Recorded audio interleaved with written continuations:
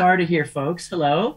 Occasionally you're going to hear my dog bark because he's on my bed looking out at the yard. And if he sees something he wants to chase, he'll come running to the front. So I'll need to get up to just let him out for a moment. That's the least I can do since there's nothing else interesting happening for him while I'm teaching class. So I want to remind people again, you should always be checking Blackboard.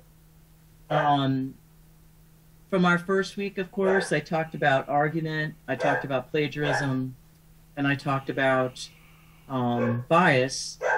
And then we were moving into the idea of summary. Dunbar! Hold on. He needs to go out.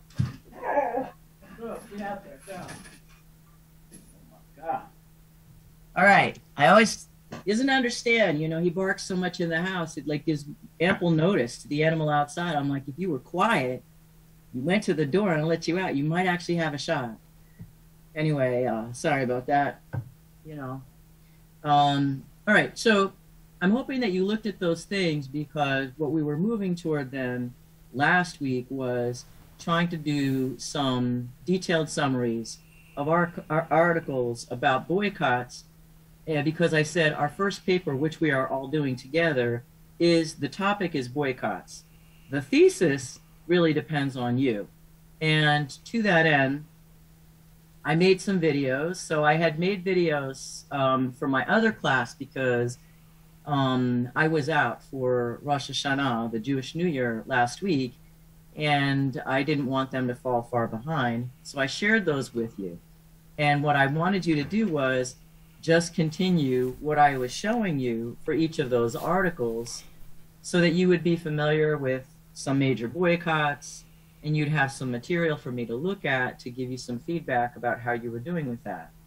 And then the next thing that I was interested in was trying to show people how I moved from looking at my notes to thinking about what I want to do with all of these boycotts. Is there something that sort of catches my attention? Is there something that's obvious to me? Because my paper is not going to be just a list of information about all of the boycotts the articles discussed. I have to come up with something to make my essay cohesive, to make it stick together, to make it unified. And so in the video, I demonstrate how, or in one of the videos, I talk a little bit about how I'm going to choose food. I'm just going to choose that. I'm going to pull out all of my notes that are about boycotts to do with food.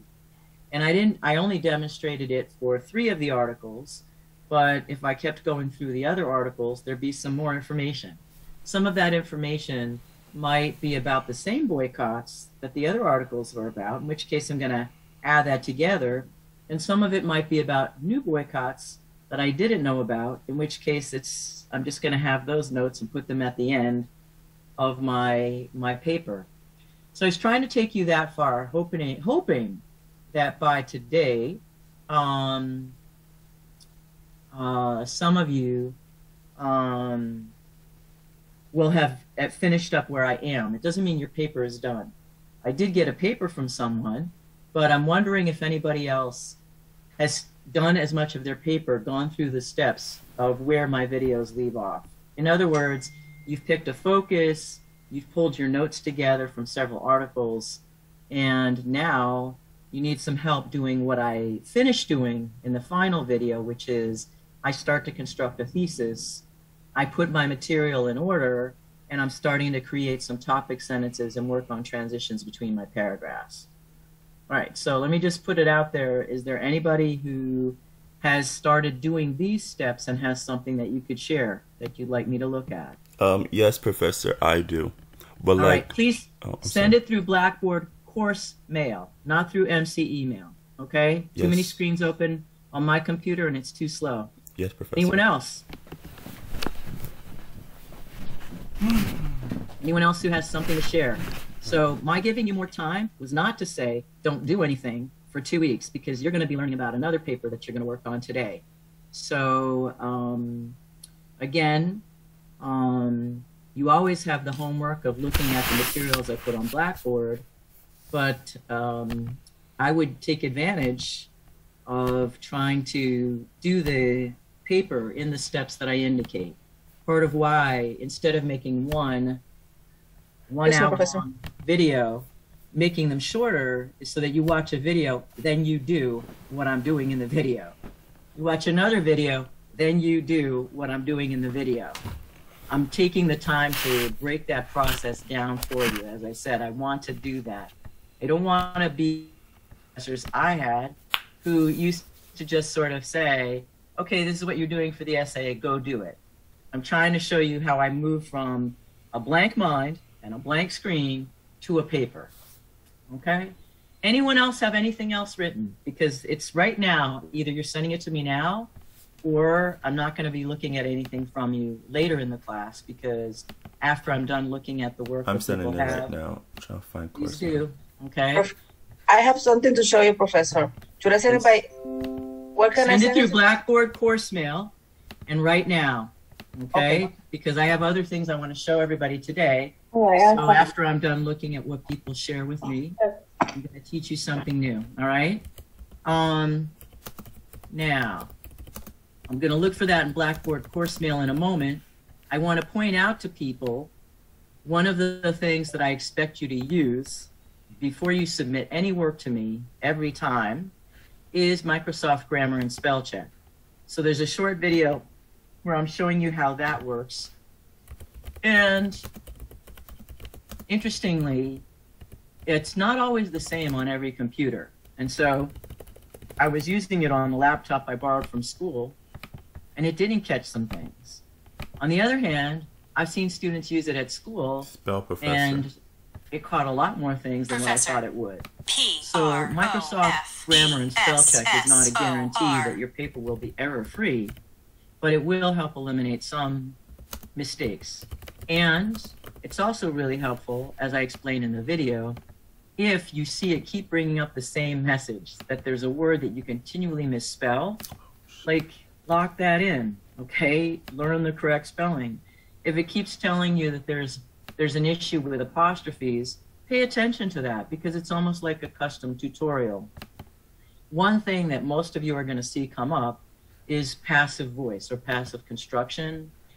That did not come up when I was using the Microsoft Grammar Spell Check, but I have seen that come up for people. So you want to watch the video because I explain what that is and whether you need to be doing something about it or not. Another thing here, sorry that you have more than one of these. I don't know what was up with that.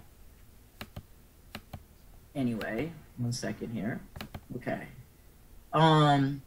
So the other thing that you have is what I call better introductions and conclusions.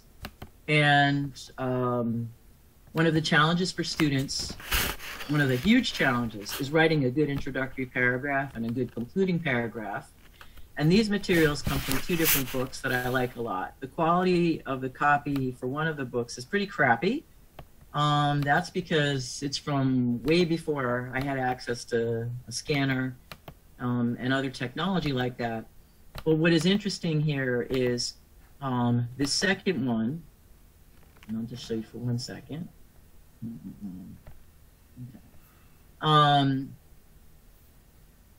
The guy who wrote this, Rick Ford, he teaches at a community college in Detroit. And what I like about his book is that these are his real students writing. This is not like a professor was trying to make a paper that looked like a student writing and take it through the steps. This is real student writing. But what was amazing here was the student wrote a short essay about working in a delicatessen. And then what Rick did was he made the students in his class, I'm going to scroll down here, write an introduction for the same essay using some of these different strategies: description, narration, comparison, contrast, question, background information, startling information, etc., so that it's explaining over here, okay, so the student tried to use description as the hook, as the opening for the essay, and this is what the student wrote. The student tried to use narration. The student tried to use comparison, contrast. I rarely see books that show you where somebody tried to do this for the same essay, which is why this is very special to me. I've kept this as one of my treasures. Not all of them work as well, but it is to suggest to you that you might want to explore trying 2 or 3 different ones of these strategies and see what you can come up with. An introduction is very important. This class is not doing what 101/011 does, which is just introducing the elements and structure of the essay, but obviously it does matter that you have good, you have good introduction, a good thesis, which in this class we call a claim, good body paragraphs, a good conclusion. So this is a treasure. And then later on, he moves into other ways to create hooks and then developing conclusions. Well, he had the student do the same thing, try some of, you see again here, different strategies for conclusions. I know most of you don't know these. So look at this and read it. I know because I am used to seeing essays that either have no hook, like just go right into a sentence or two before the thesis, or something that's very superficial, like, yeah, I'm going to do one sentence as my hook in the beginning of my paragraph. And that's not really doing much for us. I want you to notice what we have here. We have a paragraph. Now, it does include the thesis of the essay in the introductions. For the conclusion, what students often do is they simply repeat what they said in the introduction. Wrong, wrong. Okay? You should never be doing that. And I'm sorry if you were taught that before, but let me just ask you to think about it logically. When you start your paper, you and your reader are at one point. You're at the beginning of a journey. You're letting us know where you're headed, but not what your conclusions are, right? And so when you're finishing your paper and you look back over it, you should be able to look back and see several things. What did all of the points that I made add up to? Do I notice something new by looking at the way I was exploring this issue in the course of my paper? Is there something I didn't get to do that if it were a longer assignment, I had more time, I might want to do? Like, this is the beginning of something that could be bigger. How does this connect to other things, right? So beyond this particular assignment. So I really want you to look at this, and I want you to explore this, okay? Because there's not always enough time in English 102 for me to work with students on what I call sort of elevating your style. But an introduction to an essay, I'm sure you know, that is what sets the expectations for the rest of the paper, for better or worse. And you could have a great paper after a bad introduction, but people are not going to forget the bad taste of the introduction. And the other part is, for the conclusion, you have a strong paper, and then you have, what? I see students sometimes have like 1 or 2 sentences for a conclusion if they have it, and they're simply restating their thesis. That's the last impression that someone has of the paper. And it kills all the good stuff that is in between. I know that that seems like, that's not right. Obviously, as an English professor, I'm looking at everything. But when you're writing for your other classes, every part of your paper matters. And that introduction and conclusion are especially important. The other thing is, as I said, you want to get in the habit now of trying to come out strong in your writing, because your writing needs to help you stand out when you're competing for transfer, scholarship, jobs, etc. It can't take a little while to get to the point, but you also need to have a way to catch people's attention. So it's a challenge. But I put these up for you, even though this isn't something we customarily do. I'm going to be sorry that I just closed that up because I need to open it again. So give me 1 second here. But I do want you to take a good look at that and enjoy it. And I am not making you do that in class right now, but because of Well, because if I were teaching 101.011, yes, I make students try more than one introduction to their essay and more than one conclusion to their essay, because we're always interested in trying to make our essay the best it can be. All right. And let me just come back 1 second to where I was to show you what else I put up for you. If you haven't looked at it, all right. Sorry about that. That was dumb how I accidentally closed that out. Okay. All right. If you just joined us, if you actually did do a lot of the writing toward the first essay, I would like you to send that to me in Blackboard course mail right now. If you didn't, you didn't. But if you did, and you want me to look at it, you need to send it now. All right. So to come back down to what else we have here, you'll notice besides these videos, there's one other video that's right here, okay? So moving from notes to the essay. This one, for some reason, it wouldn't upload to Screencast-O-Matic, so this is the other video that you finish with. Here, tips for writing an essay about boycotts. Let me just make sure the screen share is going to show this, and again, my computer is slow, I'm sorry. All right. I don't ordinarily like to have students do something formulaic, but I'm reminding you, these are the kinds of things that need to be in the introductory paragraph, right? And for a body paragraph, that we always have an opening sentence that kind of is helping bring us into that paragraph. Why are we there? The number of body paragraphs in your essay really depends on what your thesis is and your organizing principle. So when students are like, oh, it's a 3-page paper, what is it supposed to be, 5 paragraphs? I have no idea how many paragraphs you're going to have. It really depends on what you're doing with this topic.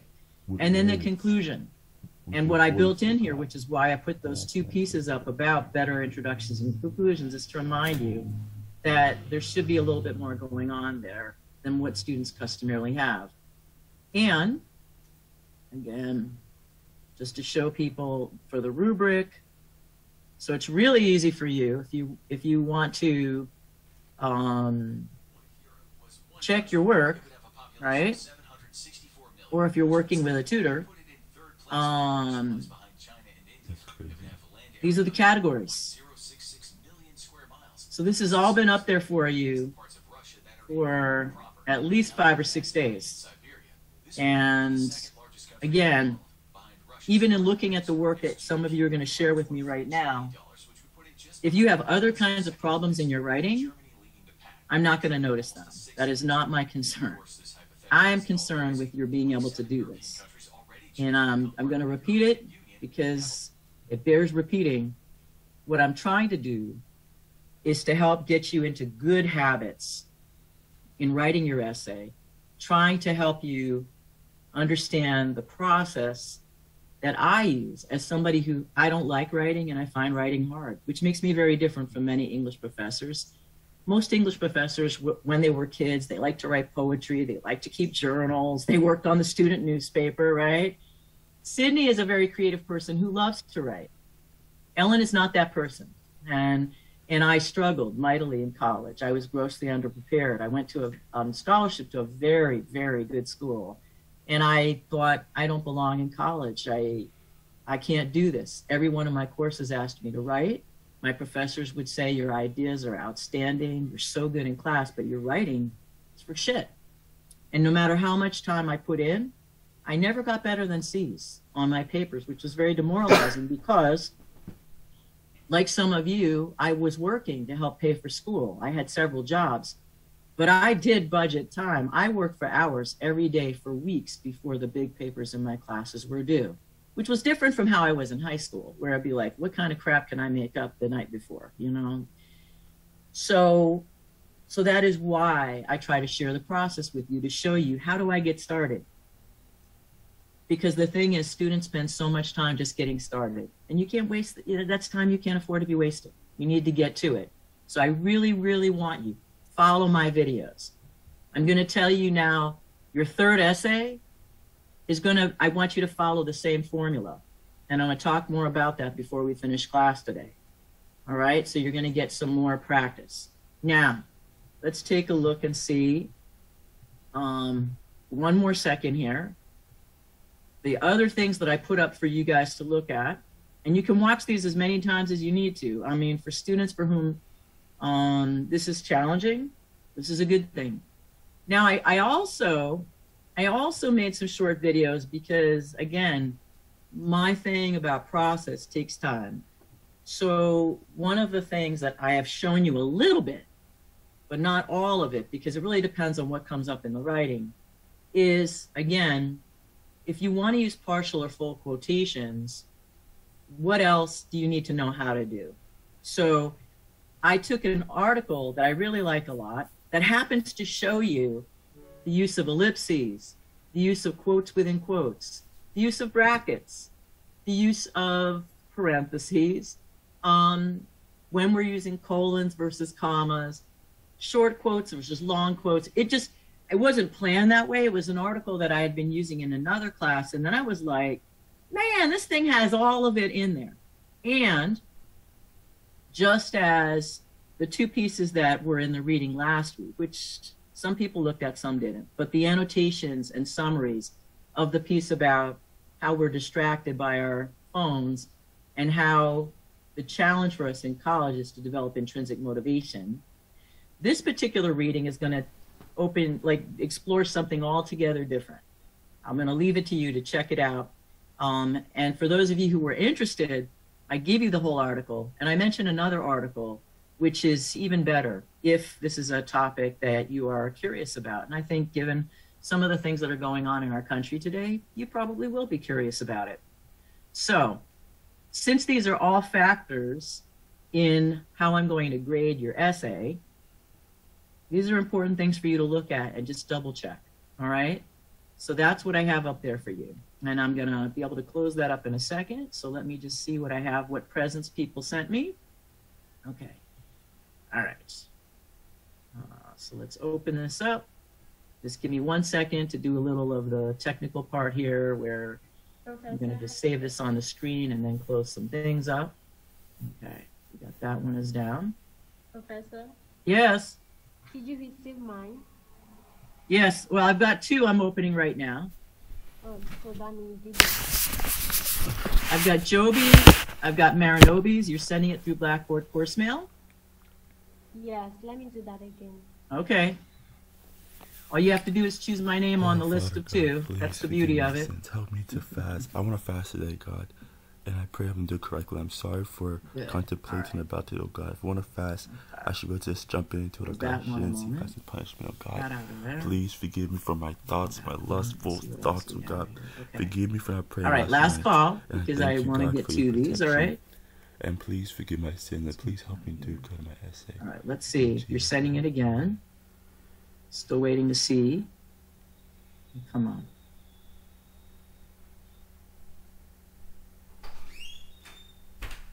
Well, while you're going to send that, we're going to take a look and see what else I have here. So let me just bring this down here, and hopefully I'm not going to close up another screen. I don't want to close it up. All right.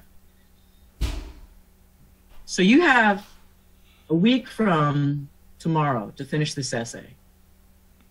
And you have my videos to take you through how to do a lot of it. The one part that I can't do for you is what I'm hoping I can demonstrate with the samples of student writing that I'm going to get right now. Where I leave off on my videos is where you have to figure out what is the thesis of your paper. And this particular essay is not an argument essay. It's not.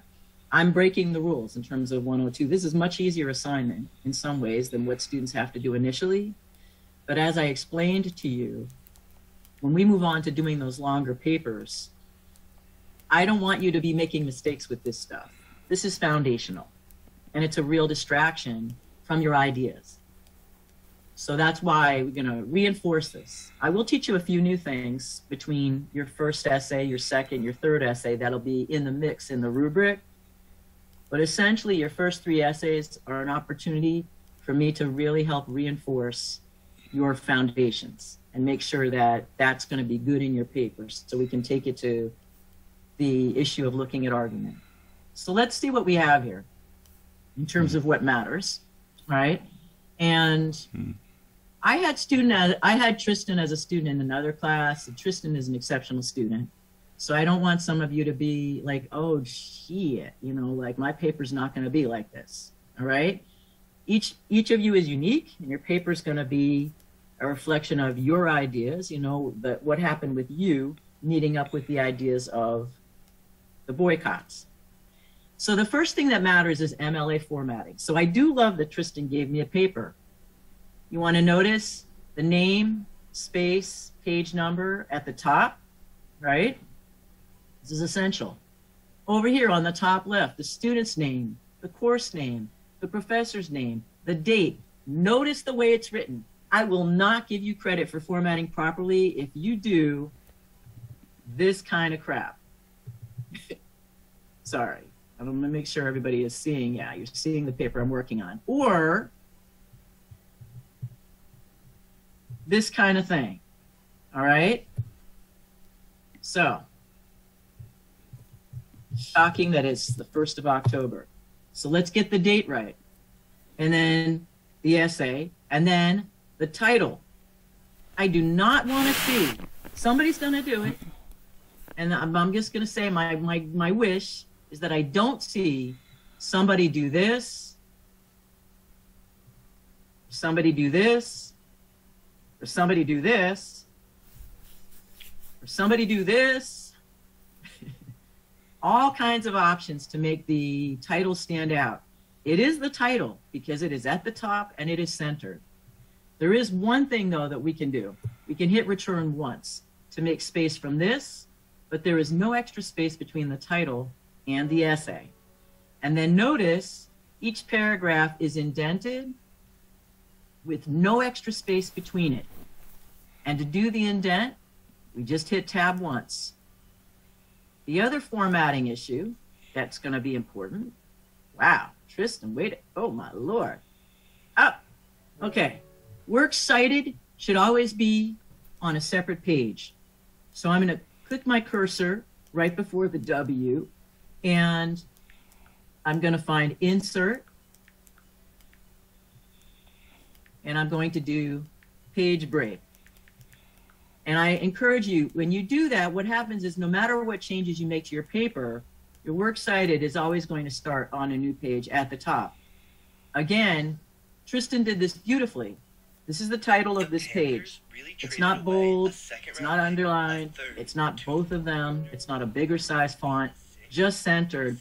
And then we want to notice here, his entries, there's no extra space between those. My Lord. Okay. So this is very important. Notice you may not be able to, you may not know how to do the formatting for this. You can look it up in Google and I'll show you in a moment what the command is to do what I call a reverse paragraph, right? So ordinarily, so he did do that, which is great. So ordinarily students will come to the end of the first line and they're going to hit enter and then they're going to hit tab if you don't know that command. But no matter what, you're going to have to figure out how to make each entry, each bit of information about your source look like a reverse paragraph. This is the part, the first line is the part that sticks out, the rest of it underneath, because when we're going through the paper, it makes it easy to find your source. There has to be that correspondence. Now, the other thing that matters is here I have a title, which means what? There was no author. In the paper, I better see this, right? The African American migration story, so that I come back. Aria. I'm going to be looking for this author's name in the paper, right? Here, the Bushmen, all right, there's no author. There's just the title of the article. These don't all go under T, all right? The doesn't count. I mean, it's part of the title, so we have to use it, but we go to the first real word, so that's why this is here. So alphabetized, AF, AR, BU, C, F, H, R-E, R-I, R-O, another R-O. Okay, and I'll show you some other things with this in a moment. So far, so good. All right, so when I'm talking about the issue of MLA formatting, it's how it looks. Okay, so Tristan did great. We just needed a space here, and we needed to do works cited on a separate page. Any questions about MLA formatting? All right, good. So you get a lot of points for your essay for getting that right. Now, Professor, what? Yep. it's Marinovi. The question about MLA formatting. the Is there website something you that, don't understand it's of what I was difficult for me showing? to play. The point is my internet connection is not good, so it's difficult for me to hear what your explanation. But I'm gonna see if I can work with the tutor. Okay. All right. I mean, yeah, I can't help with the internet connection. I'm sorry, I don't know. I know. That. But you can also you can see the screen would be small. But if you had to do this on your phone right now, you could. I had to do that once for a class. It was a nightmare.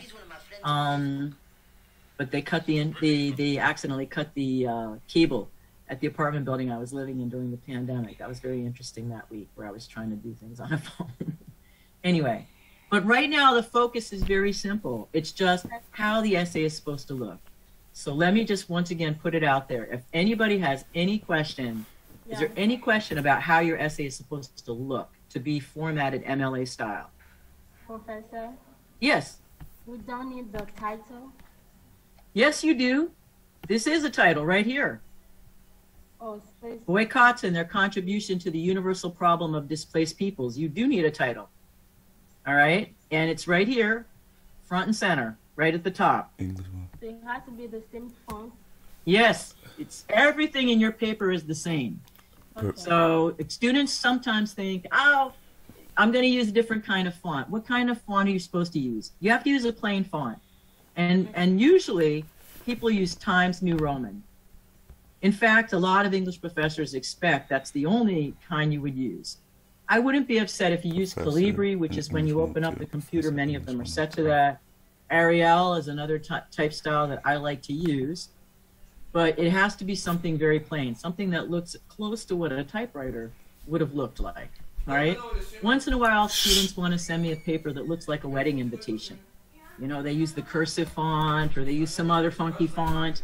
That's cute, all right? But we're not like that, okay? This is strictly business. Maybe after you graduate and we're tight, you can invite me to your wedding or something. But right now, it's going to be just papers only, people, okay? Let's keep it professional. So it's going to be this very unsexy, very plain type style. The whole paper is like that. Oh, okay. You have a sample. You got a sample the very first week of class of what an MLA formatted essay is supposed to look like. But I didn't go over it, so I just want to check. Any other questions about this? Yes, Professor, I do. Yes. It's Joby. So I sent you my paper, but like I was looking and comparing my paper to this paper, and then I kind of got Professor Olmsted, and like so basically I put Joby, huh? wait till we look at your paper, babe. I'm sorry. We're gonna look at your paper, so just hang on, okay? Okay. All right, and you don't need to apologize or explain anything, because Tristan did the whole paper, but I didn't expect anybody to be done with it, but I was hoping a few people were trying to start on it. Yeah. And that's my gift to you, is you're going to get a lot of help today. All right, thank The you. other people who don't have that, they're going to be doing that, on their own later. So whatever you did, I thank you for it because it gives me an opportunity to teach. But Okay, don't worry about apologizing or explaining, okay? Nobody expected it to be a polished essay. Tristan has gone above and beyond. This essay only needs to be 3 pages. Now, it should be at least 3 full pages, plus works cited. He's done more than that. But I think what we're going to see is he looked up, he got a lot of extra articles, so he got a lot more information to use. I said you could, after you start with the material I gave you, if you needed to get more information, you could do that, but you're not obliged to do that. the paper that I start to shape up in the video, which is just using material from 3 of the articles, by the time I'm done, that's going to be at least 3 pages. I don't think that those articles gave me as much information as I would like for my personal edification about those boycotts. But to get the job done, because what I'm trying to have you do is show me you understand how to incorporate sources without committing plagiarism, how to paraphrase. We got to work on summary, because later on, summaries are helpful in your papers, and also the annotated bibliography requires you to do a summary, right? So everything I'm asking you to do, you're going to be doing again and again and again. That's why I'm asking you to, to do it. So let's take a look. Now we're in a place where we're going to look at what he's chosen to write. And I'm gonna read this aloud, just for those of you who maybe, like you don't see it as clearly on the screen or whatever. And I'm also going to read it aloud because one of the things that I encourage students to do, and I mentioned this in the video about using the grammar check and the spell check, is to read aloud and read carefully, because oftentimes if there's a spelling or word choice issue, it becomes obvious to you when you're reading aloud. And also a lot of punctuation issues become very obvious to you when you're reading aloud. I know Tristan, who's a great writer, so we're probably not going to have that happen, but still, I'm going to read this aloud. Okay. In her article, 14 Boycotts That Commanded the World's Attention, Liz Sinclair explains that boycotts are a, quote, form of protest for moral, social, or political reasons aimed at a wide range of targets to have economic consequences. They are intended to shame the target publicly in order to force a change in the, quote, practice or policy being protested. The European Commission defines forced displacement as being forced to leave homes due to conflict, violence, human rights violations, persecution, and disasters. Boycotts historically and today reflect a universal awareness of a universal problem, that people can be displaced, that displacement causes conflict and abuses, and that peoples removed from their lands endure human rights violations.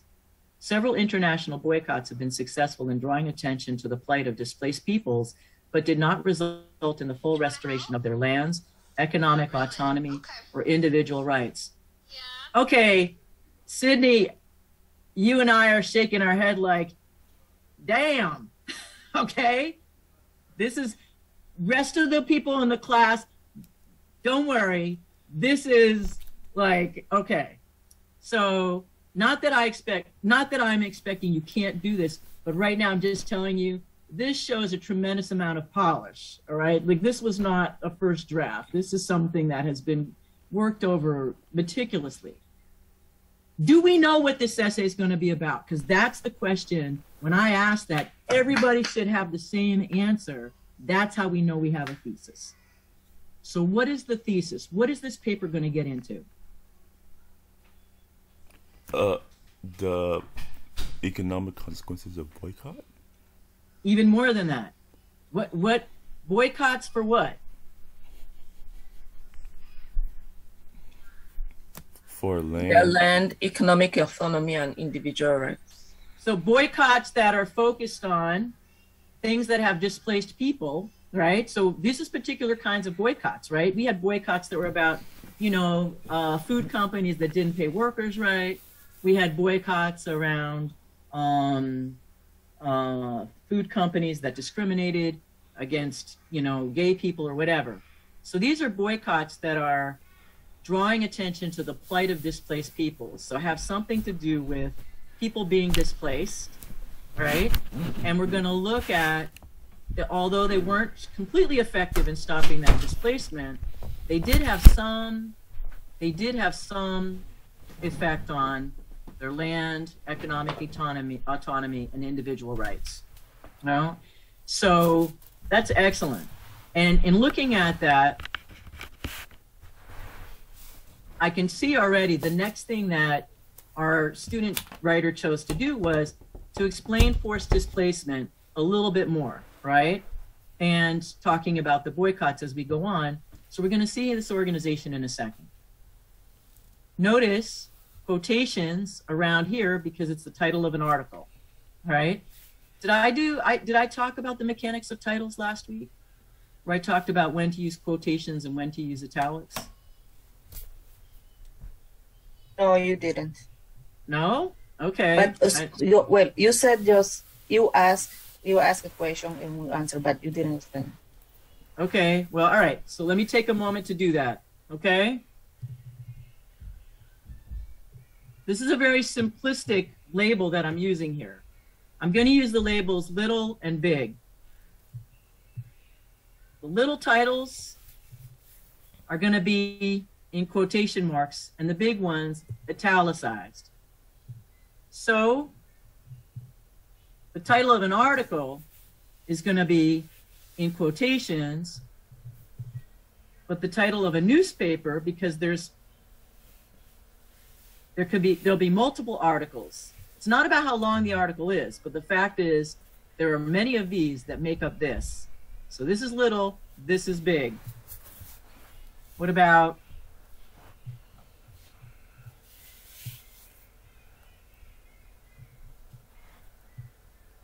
I'm going to just cut short here, one of my favorite artists. A song, there's more than one song on an album, so that's in quotations. But the name of the album, that's italicized. A chapter in a book.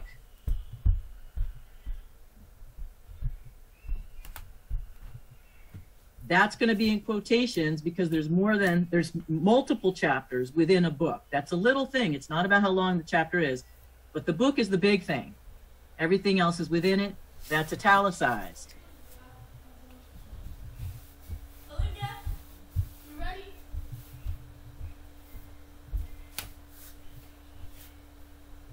And again, I apologize because my typing is terrible.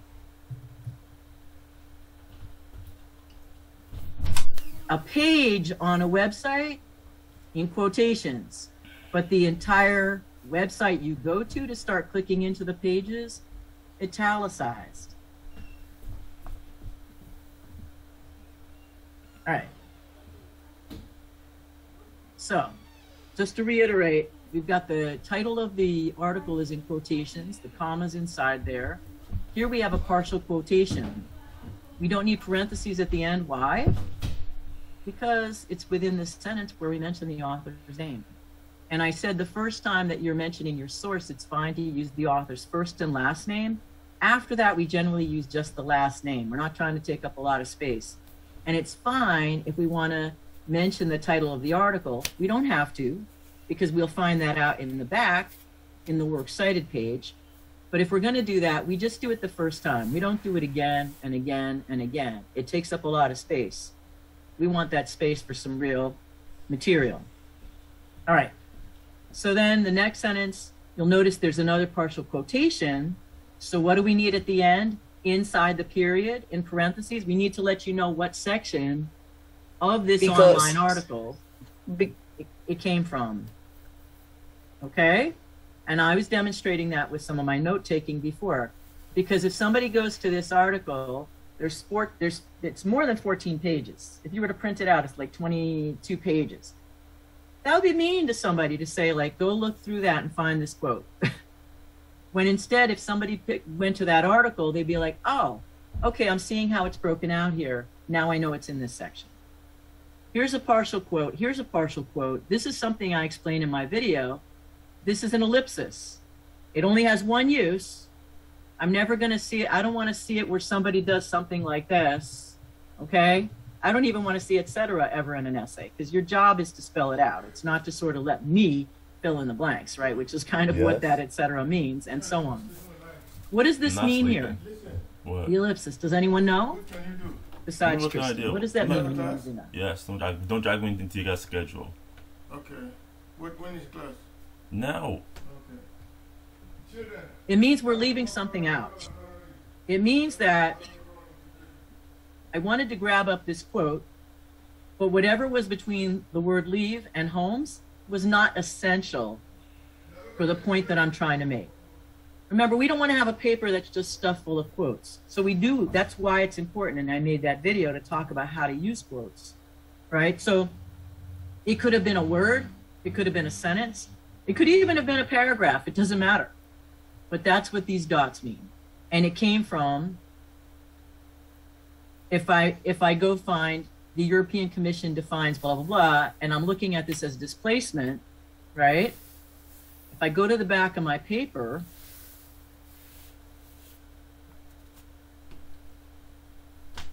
I have a little issue here.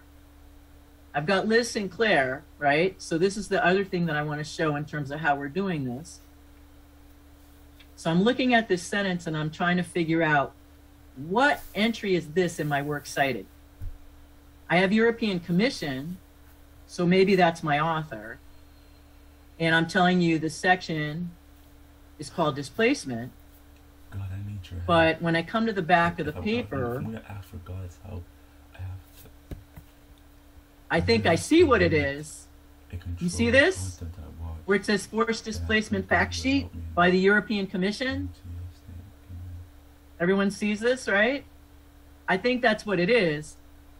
So to make it clear, to make the correspondence clear, if this is what the article is called, right, then I'm going to need to use this whole title of this article. That's what I mean by correspondence. I'm going to type that word in for you a moment here. To correspond means to line up, right? To be able to match up. And this is a big issue. Having this information back here is of no use if I can't figure out which one of these is the source that I'm seeing earlier in the paper. So I don't have an author, or do I?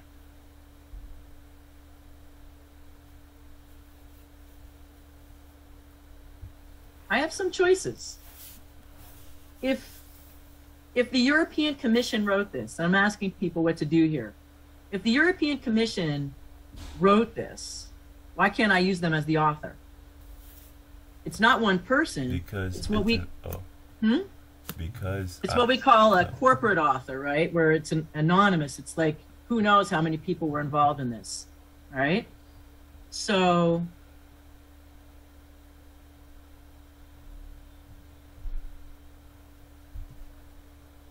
and this part, you always need to say who creates sort of, I'm looking at this, I'm going to come to this for a moment. Let's just go take a look and see what it is.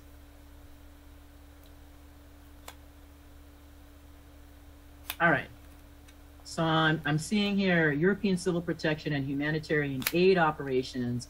So now I know, because there's so many pages here, I definitely need to make sure that I let you know which page I'm dealing with. If I move this over here, all right, I'm going to accept all cookies. Sorry about that. I'm going to close this up. The very first page, forced displacement fact sheet. Right? But you see on this website, look at all the options for pages to go to. This is a great example of why it's really important for us to keep track of where from the website we get the stuff we're using so we can let people know so that they can go to that. So I'm going to make them my author. Sometimes what we do is we can scroll down to the bottom of a website. If you're looking to see who makes the website, this is where you'll see it, right? And sometimes it's redundant, it's repetitive, right? Like Amazon makes Amazon.com, right? Montgomery College makes MontgomeryCollege.com. We don't, or .edu. We don't tell you, you know, sort of who are the people behind it. But still we would say that. So I'm going to come back to our paper. I'm going to make it European Commission. And now I'm going to show you what's so great here is, within this early paragraph again, here's my author, right? So now when I go to the back, I find European Commission is good. I'm going to keep doing this for a little while, all right, for you to watch and see. And then this is beautiful because this is the name of the particular web page where this quote came from. All right. Now, let's look at our next paragraph. Forced displacement can occur on a massive scale when one group economically exploits another and justifies it through racism and violence. The African-American migration story has called the African-American slave trade the largest forced migration in human history. Chapter 1. An early example of activism pertaining to the labor of displaced people was the slave sugar boycott of 1791 in America and Regency, England. At the time of the boycott, 250,000 Africans had been sold into slavery and brought to Barbados, and more than 500,000 had been forcibly displaced to Jamaica, British merchant James Wright in 1791 refused to sell sugar from the Caribbean as a way to protest against slavery. William Fox was an abolitionist who urged his fellow English citizens not to purchase sugar exported from the West Indies produced by slaves. The boycott was intended to pressure the British government after its parliament voted down a bill to end slavery in the British colonies. The protest caught on to other grocers who decided to no longer sell the sugar, and to 400,000 other households. The boycott had short-term economic consequences. Sales of, quote, slave sugar declined by a third, and sales of sugar produced in the East Indies without slave labor rose by 10 times. But this did not end slavery, and a second sugar boycott in 1820 also failed to do so. Slavery in the United States continued, leading to a major conflict, the Civil War, to resolve it. All right, so we're introducing our first boycott. Look at this beautiful topic sentence. All right, so forced displacement. Here we're talking about for economic profit, right? And we're talking about racism and violence. We've got all these things that are going to be described in this particular paragraph. The African American migration story. It's in quotations. We don't have an author. Let me come down here and see. Okay, so this is interesting. I love this one. I know this, but I'm curious for the rest of the group to figure out.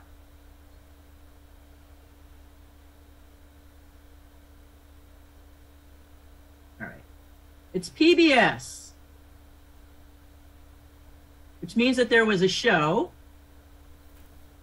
There was actually a multi-part show I saw. It was excellent. But with PBS, they always have some supplementary material. So you're seeing this here, right? So this is pretty cool. So the page is the African American migration story. That's the web page. This is the website. This is who made the website, right? This is the hyperlink. This is the date that we got it. Okay, these things are, you know, traditional elements of the Works Cited page, but I want you to just see then. So the web page in quotations, all right, and the correspondence is beautiful. I'm going to come back here. Sorry. All right. So I can find that in the back of my paper easily, and then here I put down chapter 1. Sydney, what do you think? I want to put quotes around it as sort of a title. I don't know if Sydney's still with us, but I'm going to do this. You can't go wrong. We're going to put quotations around it. Right, yeah. Huh? Yeah, I'm going to put it around that and pretend it's the title of it. Yeah. Yes, I put the quote, yeah, right. Yeah, sorry. All right, and then down here, because I didn't mention the author's name in the sentence, I have the author's name, and then I'm letting you know. So again, it says section 3. If I were to go to this article, right? So section 3, slide 3, or was there a title for that section? And I believe there was, right? So we can do a few things. Sinclair, slave sugar, Sinclair, section 3, Sinclair, slide 3, all right? But again, I'm gonna do this, all right, to sort of indicate there's sort of a subtitle there, which is kind of nice. All right, and then I come down here.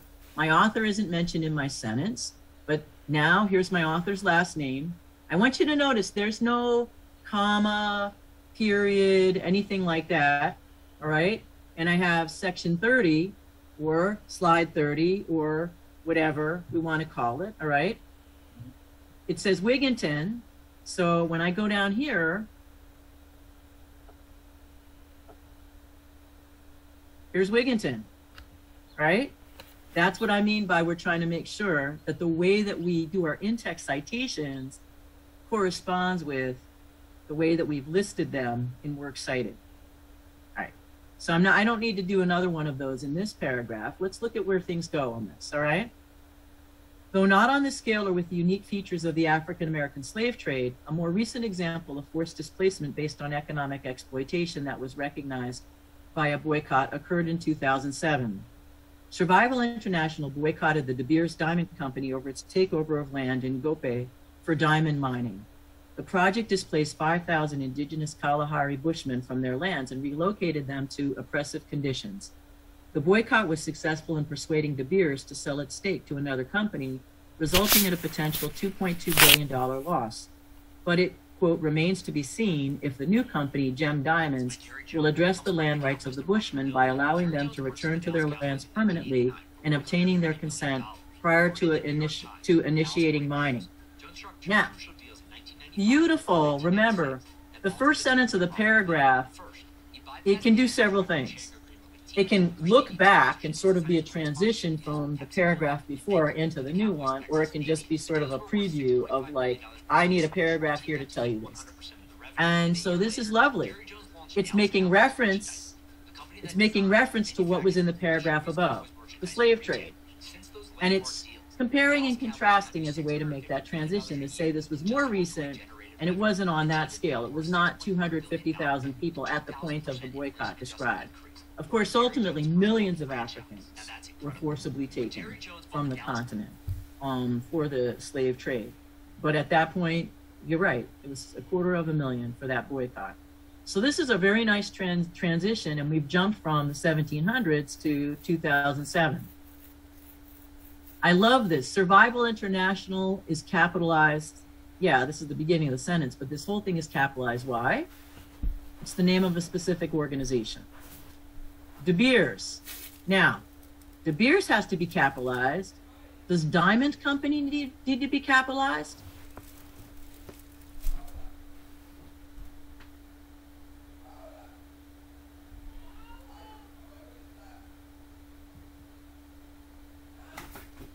Hello? No, it's not specific. The main way to know that is if I type in the name of the company, all they go by is De Beers. Their full name is not De Beers Diamond Company. So absolutely, this is perfectly right. But if you had like Zales Diamonds, that's part of their name, you would do that. All right. So this is the name of a place, of course. We put in Botswana for people to understand where. Also, let me just show you, right? If you have a city and a state within an essay, it's comma, comma. You have a city or town or village and country, it's comma, comma. So that's an opportunity for me to teach you like a rule for commas there. So then I see history, 2007.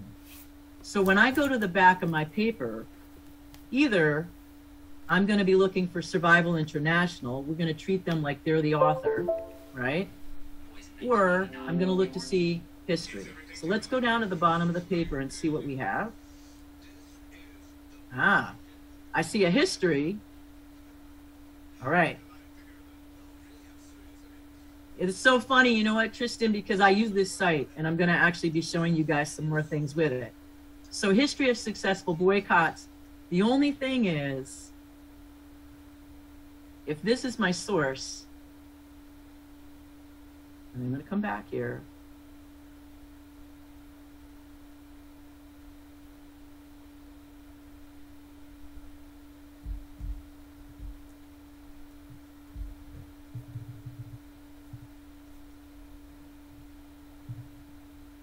All right, now what's interesting is I have to have this. I have to let you know what my source was. And my source was History of Successful Boycotts. But I need to let you know where, when you go to that website, you're going to find this information, right? So, okay. And we don't need commas. We don't need anything else between that. I've chosen, I'm making you do something that I think Professor March would tell you is a lot more sophisticated, right? We're beyond page numbers because the reality is that most of you are not looking at print sources anymore. You're looking at things online, which is why I'm deliberately trying to force you to deal with that. And the thing is, these sources came from a Google search, and it looks like Tristan did a search to get more. When you use a library and a database, you actually can have them help you, do this. But we're doing it the hard way because I really want you to get it. I want you to understand that. So the first thing is, I'm giving you information. I need to let you know where I got it from. And then I need to let you know where in this big website I got it from. Then I come down here and I see Bushmen. So I would expect, okay, the Bushmen. Now, Tristan is using a technique. He's shortening his titles. I think that title's already short enough. So let's, use the title that's there. The same with, he shortened history before because there was no ambiguity. He didn't have any other source in his work cited that had history as part of its beginning of its title. This is when I would say you can shorten a title within your paper. Not the first time you mention it in a sentence, right? So for example, like,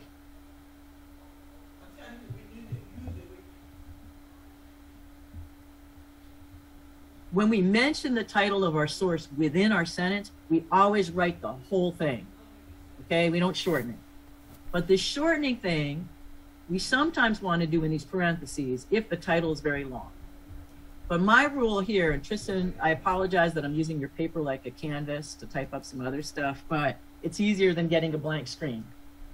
It's not going to change to your, your original version.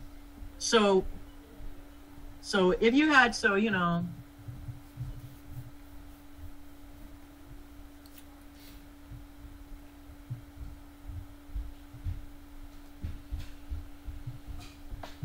I'm just making up, a hypothetical, this is a hypothetical article or a hypothetical book, right? The history of writing essays, years of pain and progress. You see this colon here, right? So oftentimes our sources might have long ass titles, but often they have sort of the header, the lead, and then they have the subheader or like the subtitle. So if I were going to shorten, I would use the front part, everything up to the colon. Okay? That's the way, if you were going to use that, that would be my rule for you in terms of shortening. All right.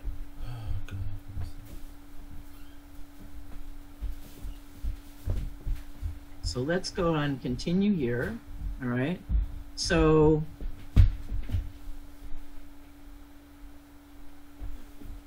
here in parentheses, I just have 2007,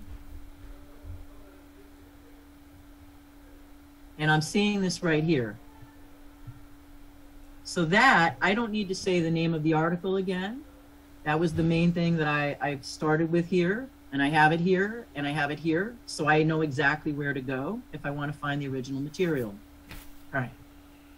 Other types of forced displacement that international boycotts have drawn attention to involve people who are recognized, according to Concern Worldwide US, as either internally displaced peoples or as refugees, or both. These official designations refer, respectively, to people removed from their homes and existence within their country's borders, or to those who are removed and cross international borders. Prior to their being significantly displaced in 2016 from Myanmar, the Muslim minority Rohingya people, because of their religion, were persecuted by the government. Their treatment inspired several campaigns targeting companies whose business activities, indirectly or directly, financially benefited the military regime in Myanmar. As early as 2004, Burma Campaign UK created a dirty list of companies in various industries, and by 2006, 2 finance, 2 manufacturing, 3 travel, and 2 financial services businesses ended operations in Myanmar.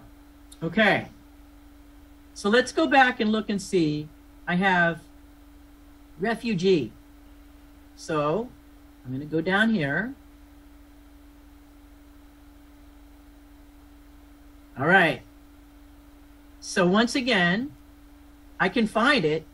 So Tristan is brilliant in this regard. I mean, I say thank you because only once have we not seen correspondence. And we could fix that problem very easily, right? We moved European Commission up.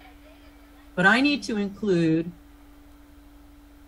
in this, if I had a sentence, all of this. But remember what I said, if there's a sort of a top and bottom or front and back, so I would put in parentheses, all of this. Refugee versus IDP versus migrant. That's how I would shorten that. But most importantly, and again, this is the thing, I had the correspondence, I could find the source. And that is one of the biggest issues that I see in student writing, that the way that you refer to the source within the paper is not how you list it in the back. And that consequently, if you no longer have those sources with you, then you have a problem because you get confused. Where did I get this from? Right? And then that's a potential for plagiarism because you can't accurately credit your source, which you need to do. All right. I see Rohingya here. So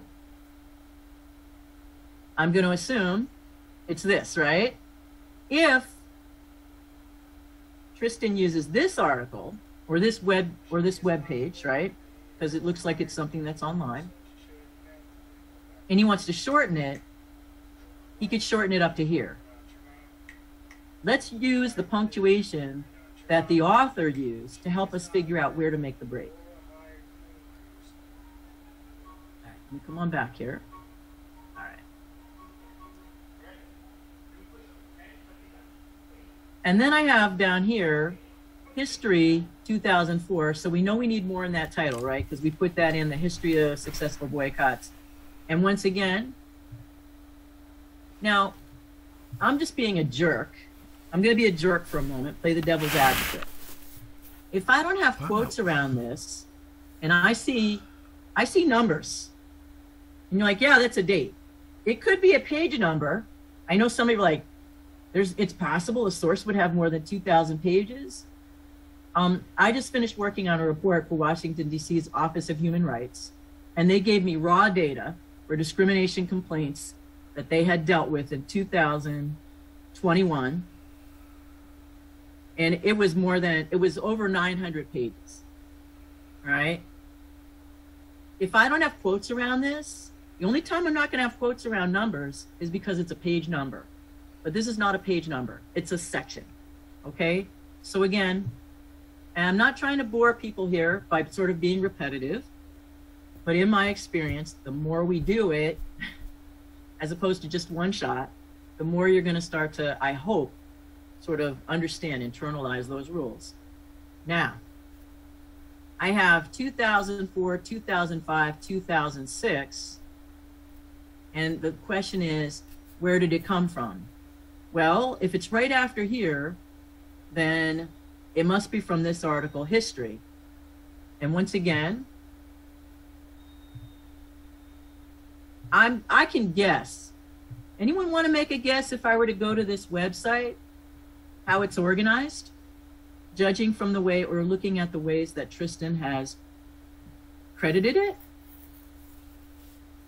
If I were to go to this website, right, the history of, successful boycotts or whatever, what am I going to click? It looks to me like it's organized by year, no? In the year. Yeah.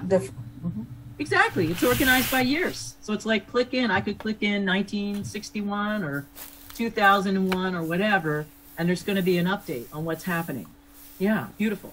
And once again, I can't say it enough. The period is not here. It's always after the parentheses so that we understand, all right, that what's in this sentence came from these sections, right?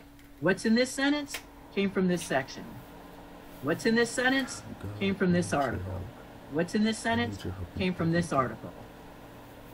Now, he has brought in a lot more sources, okay? You don't need to do that. You do need to start by using some of the materials I gave you because I didn't want you to spend a lot of time looking for information. I wanted more time for you to practice and sort of master MLA formatting, in-text citations, works cited. He has provided an amazing lesson because he's got so much going on. It's like way more than I could have ever asked for. So I'm just like, yes, this is like it's like I'm like a kid in a candy store right now as an English professor. I'm like, oh damn, there's another in-text citation and another and another and another. That's just kind of fun for me. Like I'm just get to show you. But you don't, most of you are not going to have this many because I didn't ask you to go get a lot more. And you'll notice because he got more, he has a much longer paper. All right. But again, don't feel like you need to do that. Just do the assignment. All right, let's do another paper. We're not going to do all of this. We're going to switch to another paper in a moment because, as you can see, certain things that I'd like to show, Tristan is, actually, I need to go back and point that out, right? He's very good with his topic sentences. So once again, let's look and see what did he do in this sentence to bring in now when he's going to talk about the Rohingya.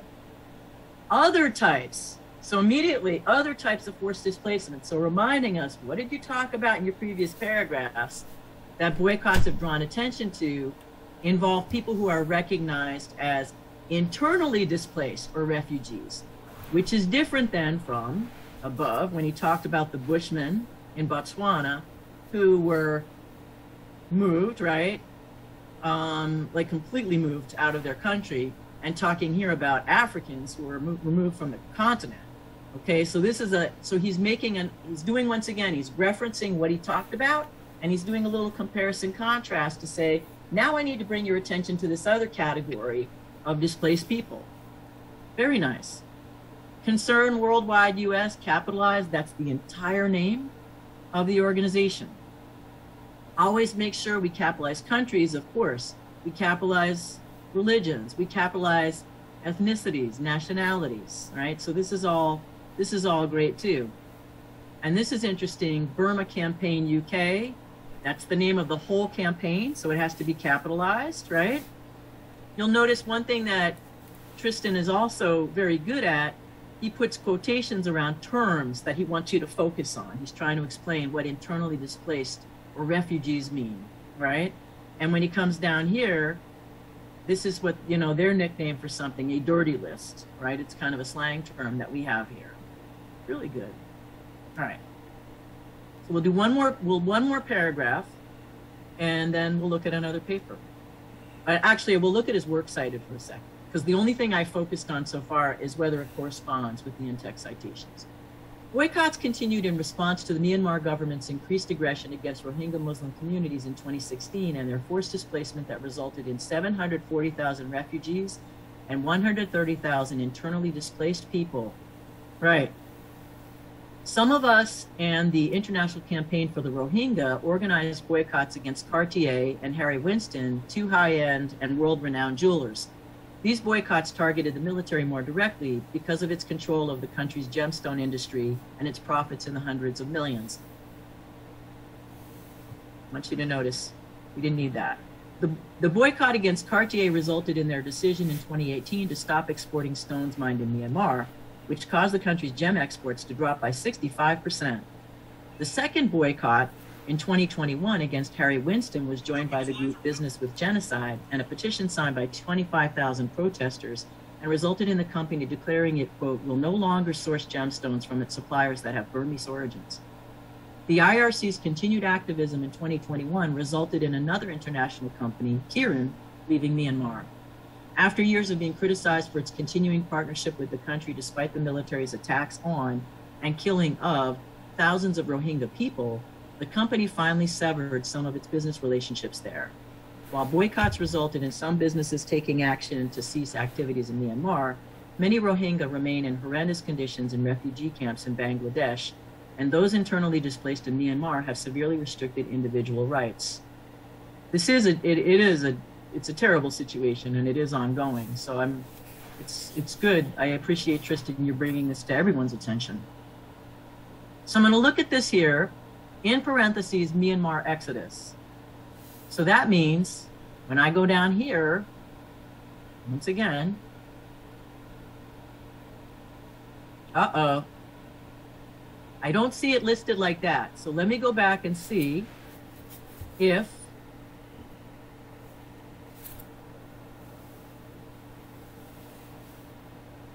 so I don't know where this comes from.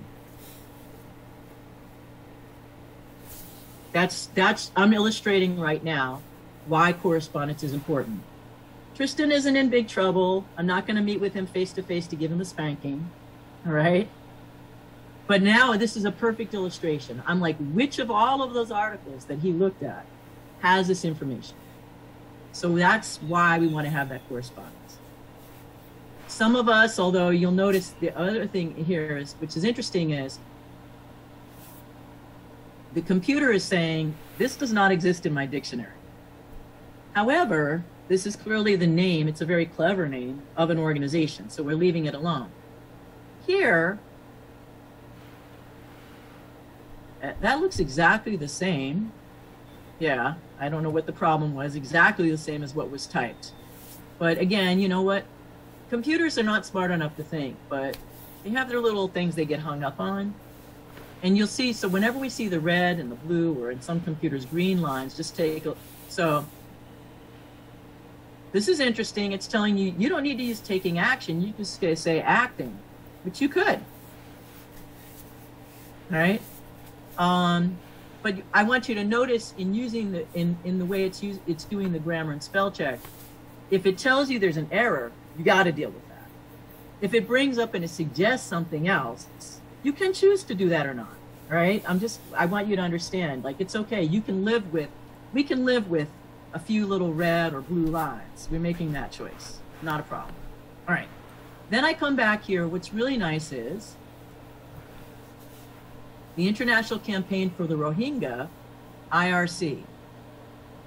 And then later on, I want you to notice, so we didn't have to write that all out again. IRC, right? Very nice. Okay. History, we already know that it's a longer title. We did that before, so we would have all of it.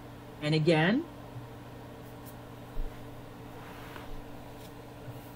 let's put quotations around the name of the section, all right, or how this was organized. You come down here, and again, now some people might say, oh, in this sentence you should put history. But given that they're back to back, and we're following the same formula or whatever, right, it's not confusing when we see this here that it came from that same article, right? And then here's a nice partial quotation. All right, Myanmar Exodus. We do know there's an article called Rohingya, but this one, no. So either it's missing or we have to change. It's not Myanmar Exodus. It's gonna have another title, right? So it could be, you know, for example, Rohingya call for safe return home or whatever. So it could be that Tristan just needs to fix the way you mentioned it in the article, but it could be that he needs to add the article in here. Just leaving that right now. And Tristan is a quiet person, just in case. I know Tristan, so some of you are like, why aren't you asking Tristan to explain blah, blah, blah. Tristan is a shy, but very attentive person. So I know he's getting it, he's good. And I'm showing you, as a reader, why these things matter. That's actually the bigger lesson. Who is Tristan?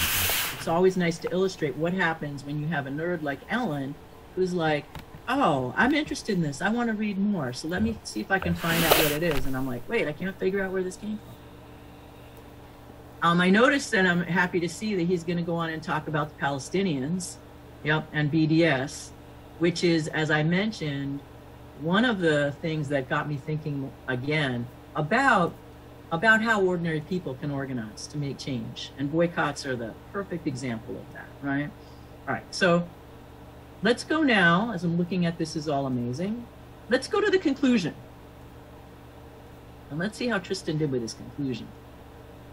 Although many of the above movements did not result in displaced peoples having their land, rights, or economic autonomy restored, achieving these goals should not be the main measure of whether boycotts on their behalf were successful.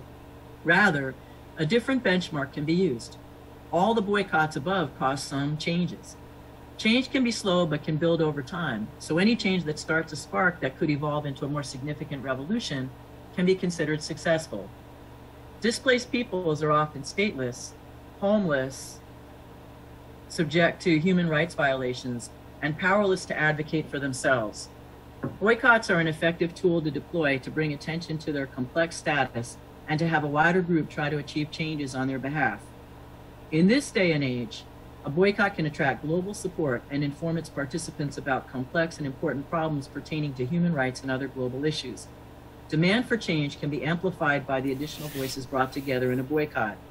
Boycotts can be the necessary first step in illuminating how to effect change to address problems that are not being resolved by governments, companies, or other conventional means. Absolutely. Now, I did not see the sentence that he dropped in his introduction as a thesis. Right there, I love you. Hallelujah. Okay, I love it. So first of all, in a way, what we have is sort of a summary of like the cumulative impact of the paper, what he talked about, right? So he's talked about all of these movements, and yeah, some things happened, but it did not end the displacement. And then he's proposing something else to say that we can measure success in different ways. So a proposal, a prediction, these are in the materials I put up for you as a possibility for a conclusion. A much more interesting conclusion than simply restating your thesis, right? And here he's talking a little bit about why these people are powerless. What can they do, right? Because they had, you know, all these forces against them, and how boycotts that were called could make a difference, right? And I like how he's stepping out, and here he's making a more general thing to say. Like if somebody looked at these boycotts, the lesson that they might draw is, okay, they weren't successful. So if there's a comparable situation now, we're not going to boycott. But the point Tristan is making is they still did more than what they did something, right? They did more than what people were able to do in terms of changing a government, a company, or trying to get a law or a treaty passed. They did do something, right? There were some changes that were made.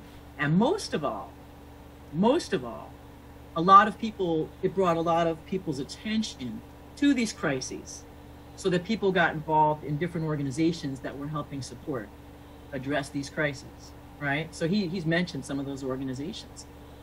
So this is another very important thing. So that's a great conclusion. We're excited. So what do we need in the We're Excited?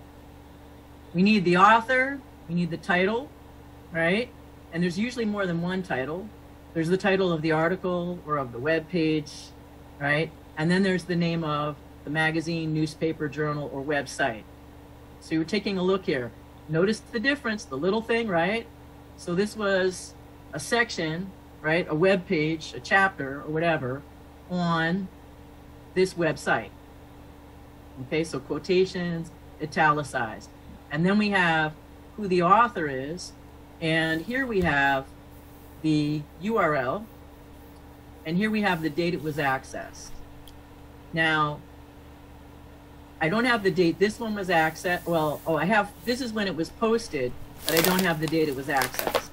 Why do we do this annoying thing where we put the date it's accessed? And most people then end up having like October 1, October 1, October 1. That's all right if it shows the day that you were collecting your materials.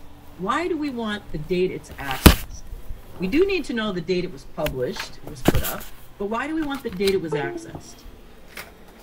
Not every style does that, but MLA does. Why do we want that? Why do I need to know when you saw it, when you got this? I think because maybe the website can keep going. The website can update what? Something? Or? Yeah, absolutely. All the time. The website. Or it disappears. Mm-hmm. Right? So I'm actually impressed that this is still up there. There's another website that I use when I teach the first part of AFAM Lit, the Survey of African American Literature 1, because there's a few films that I really like that are streaming, and the students watch them. But I put something up that referenced the website that supported that film series, and the students were like, it's not there anymore. So something can disappear, but if you have this documented, it's like, it's highly unlikely this disappeared in less than a month. But you know, when you look at something like, I mean, for as long as the internet's been around, if I were to go back and look at something from 1999, oh, most definitely that website is different. I mean, our stuff looks pretty bad then. Most of you guys were not born at that point, but I think Sydney, it's embarrassing, right? When we look back, if we saved or printed anything out from the olden days, it's pretty bad. It's pretty bad what it looked like. It was pretty junky. Yeah, it's really You're right about that. Oh, yeah, nothing that we want to save. But nonetheless, so if you saw that it was like accessed in 1999, chances that you'd be like, it's going to take a miracle for me to find this now. All right. But also that it could change. And the most important thing that I'm trying to stress is you have to be faithful to your source. So in the video that I made about, you know, quotations, etc., one of the things that I show you is the author in that case was trying to copy word for word a letter that someone wrote her. But the person made some mistakes in the letter. But she needed to show you how the letter, she couldn't change it a lot. Otherwise, that would sort of misrepresent the letter. So the fact is, she lets you know, there's a Latin phrase she used, it's called sic, that lets you know, like, I know this is messed up the way it looks, so don't give me a bad grade on my English paper. But this is exactly the way it was written in the original source. So that's why it's very important. And I'll show you if you need to change the source so that it makes more sense or whatever. I show you in that video as well, which actually, I think Tristan did once, where using brackets, right? But otherwise, the thing is, somebody needs to be able to go back and see. Now, suppose that the European Commission kind of exaggerated. They kind of exaggerated. They add a couple tens of thousands of numbers on, and Myanmar's government is pissed. Like, you know what? We're going to sue you for slander. That is a gross exaggeration. We have not persecuted that number of Rohingya. Yeah, we persecuted some, but not that many, right? Well, if it said accessed from last year, and you go back to the website and you see that it's copyright 2022, and now the number is different, what it shows you is what? They went in and made changes. They updated it. And that's the thing. Information is always changing online, right? So that access date is very important. And okay, so we can see when Tristan was working on this, getting these articles. That's no big deal. So we don't worry about that. But we do want to have this sort of for posterity so we can see if things have changed. So he's pretty good there, but we need to make sure we got our access in there for all of these goodies, which we have some of them, but not all of them.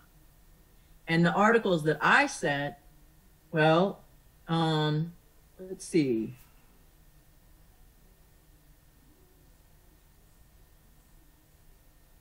Yeah, so he was pretty good. He went and just found them online to put them in here, even though I gave them to you, right? And in this sense, while we have all of this, then you could put up, you know, the date that you go and find those again online. That's nice. All right, he did a lot of good things. Now, there's one other thing I'm going to show you, because he's got, this is almost perfect. If the title, the article, the web page, the website, the journal, whatever, follows some unusual rules in terms of not capitalizing, you're going to have to make changes when you write that title within your paper. So we're all good here, but let's come down to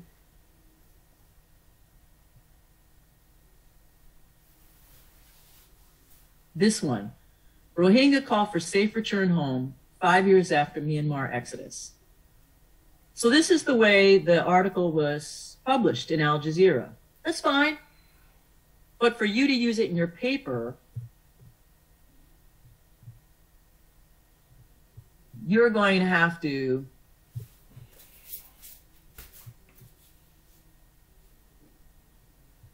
capitalize. It's not wrong if you capitalize the first letter of every word in the title. Like if you wanted to do that, that's fine. You always have to capitalize the first letter of the first word in your title, no matter what. So a, and, the, for, with, doesn't matter. So you see what I just did?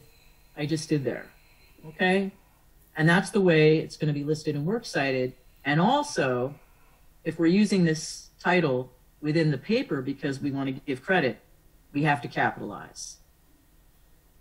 I think that's the only one I saw actually when I was doing this. I mean, I was like, woo, baby, you got it. All right. So that was quite a few different things. Questions so far in terms of the concept? what we're doing here. So he didn't mention the source within the sentence. He's got in parentheses. We're good with that, everybody? Are we understanding we can use the source, mention it within the sentence or in parentheses? Everybody, does everybody understand that? Yes. I think I did. Okay. This is something that you guys, you know, you should have But been not introduced to it before, right? Hold on one second here. Let me go and find Marinobi's paper, all right? So we're going to see what Marinobi has shared. Mine is the best. That's all right. We're gonna see what we can do here. All right. So once again, now let me make sure everybody can see we got a new paper here, all right? And once again, MLA formatting. This looks good. This looks good. This looks good. If you wanted to make an extra space between this and this, you could, but this is beautiful, beautiful. No extra space between the paragraphs, right? We need to come down to the end and see, we didn't start works cited yet, but all I have to do is enter, type works cited, come back and click. Let me move the little bar, go to insert. All right, sorry, I have to move the bar a little bit more so I have to move all this stuff. Page break, good. And then go back to my home bar, center, return, align left. All right? Sorry, Professor. That was so fast. Oh, you didn't have to do that. You didn't show me again. No, I'm just showing everybody so that they can see how to do that. So that's fine. No. Okay. Nobody needs to apologize. I'm just trying to show people how to do some things. All right. So now we're gonna take a look and see what we have here. All right. So the MLA formatting, we got that all good. All right. Just everybody understands again, that's one part of the grade. So we want to make sure we have that right. The Article 14 boycotts that commanded the world's attention by Liz Sinclair and published by an online media company in 2018 shared information about the 14 boycotts that demanded everyone recognition, which can be defined as a form of protest for moral, social, or political reasons against a person or organization. It is a mass refusal to buy products, services, or even just associate with them. The purpose of carrying out a boycott is to cause economic loss and by this method persuade the person or organization to alter the practice or policy that people are protesting. If more people knew about the history of boycotts, more people would possibly organize boycotts in order to make change. Okay, so it looks like you're using sort of my idea about food. We don't have so we're gonna sort of see where we're going with this, all right? There's a few different things I wanna point out. Yes, we need to get that for the title, right? Yes. And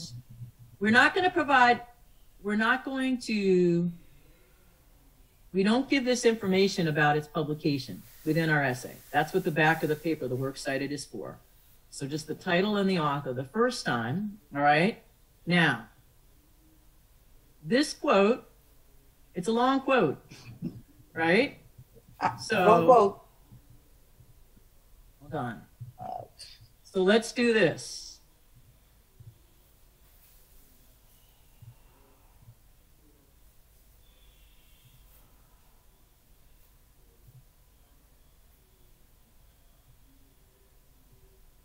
You're watching what I'm doing with my commands here. All right, I have to keep moving this down so I can get the spacing.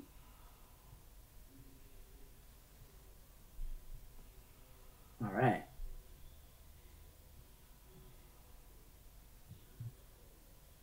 Hold on, well, I got to adjust that, but at any rate. So we set it off in this way, all right, our long quote. And the question is, where in this article did this quote come from? So what are we missing? Parentheses, and we have to have the name of the section. At the beginning. Yeah, Marinobi. Yep, that's right.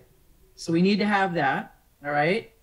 We're going to need a thesis, like we're not there yet. We've got our definition. If you go back to my sheet that says tips, background, definition of terms, why people should care about what you're going to work on for this paper, all right? What the focus is going to be, and then we're going to drop our thesis. Now, our next paragraph says, boycotts against food products have played an important role in revolutions.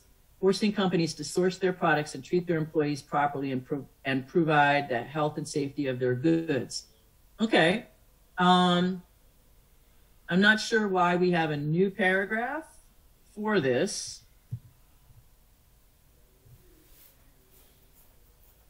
All right. And I'm still not sure about a thesis yet. I'm going to look and see what she chose to use in here and then come back and refine this, right? Now, I know that you have all been taught, like, the first thing you need with your paper is your thesis. I had you do some reading first to expose you to the topic of boycotts. But once you've looked at that and you start seeing sort of what comes to mind, and you shape your thesis, that determines which notes you're going to pull out and other reading that you're going to do, right? So you had notes from 2 or 3 articles. That was the homework sort of for last time. And that's helped you sort of come up with an idea of what you want to focus on. You look at the other articles that I shared that are up in Blackboard, or you get some additional ones and you work those in. But start with the ones that I have to sort of see what comes to mind. So here we have the Stamp Act. Here we have the Slave Sugar, the SALT Act, all right? Cesar Chavez's boycott, the Delano grape strike, Nestle's infant formula, Taco Bell, Chick-fil-A. Okay, so we've got our food notes together here. And now I'm going to come back again and so here I have the Stamp Act. All right.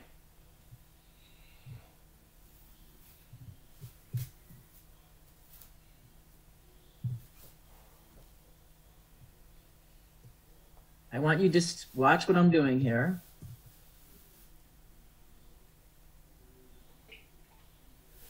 Okay. And the thing is, I'm going to need a topic sentence for this paragraph, but I can't do it yet until I think a little bit about what my thesis is. You understand? So let me just come through and I'm going to clean up some of this.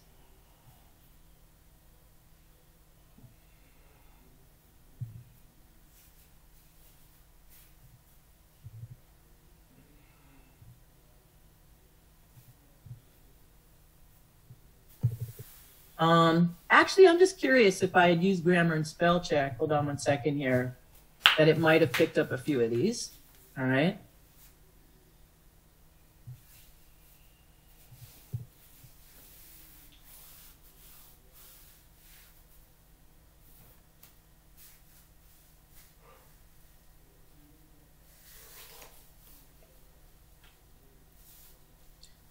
Okay.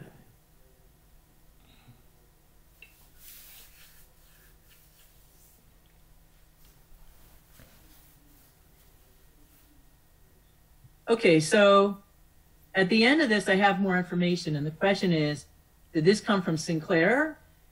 Or did this come from Wigginton? Or did this come from another source? Don't answer the question, Marinobi. I'm just using your paper. Don't answer it. Okay. You answer it for yourself.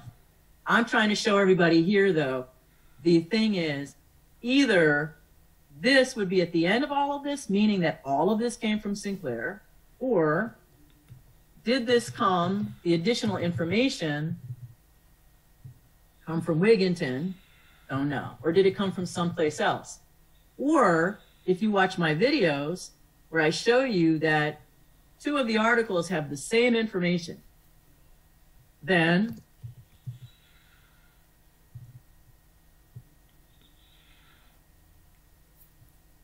I'm indicating that both of those articles have this information.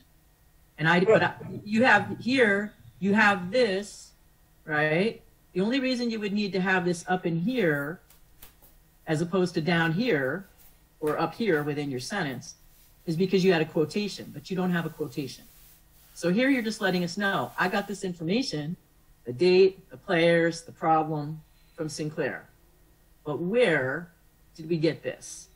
Don't answer the question out loud, Mara. No, that needs to be answered in your paper. I want to ask you something, Professor. So I don't know, like I said before, my internet connection is not good. So I don't know if you already said it. It's difficult for me to catch the whole information. So can we use a article from different article that the one you have to start by using some of mine, and you can add to it by using other articles. Yes. Okay. So if you wanted to look up more about slave sugar boycott or Chick-fil-A boycott or whatever, you're welcome to do that. You don't have to. But you have to start with some of the common material. And the reason is because the best way for me to teach everybody is if you have some shared reference point. So if everybody were doing something different, I couldn't show you, you wouldn't understand the same way. Since you've seen these articles, and presumably by now most of you have read through them and made some notes at least, this is somewhat familiar to you.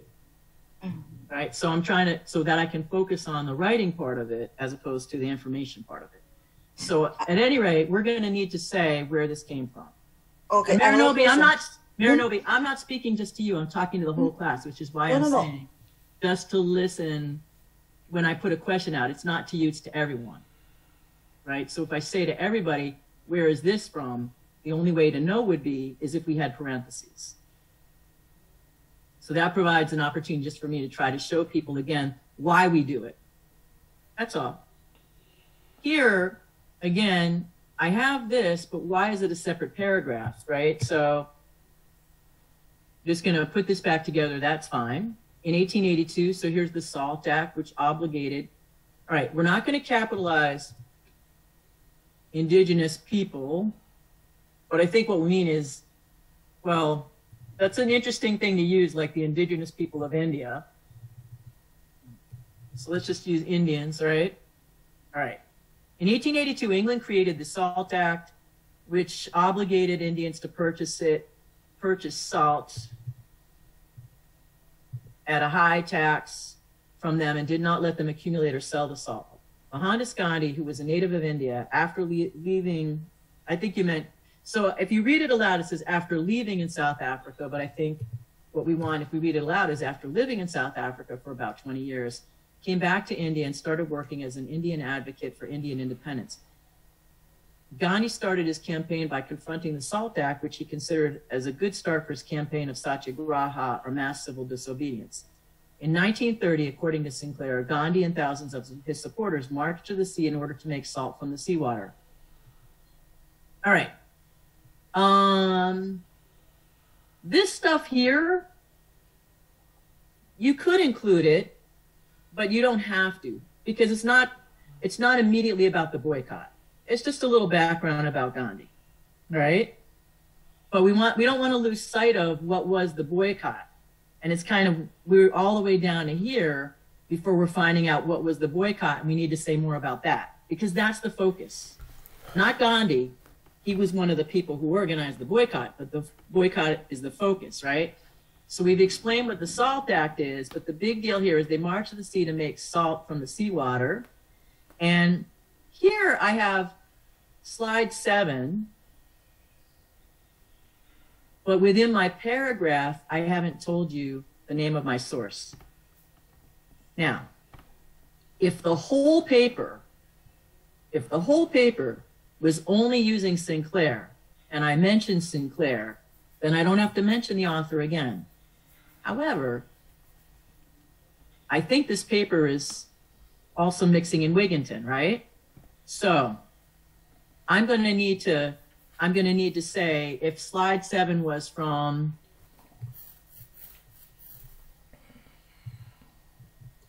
right? I need the author's last name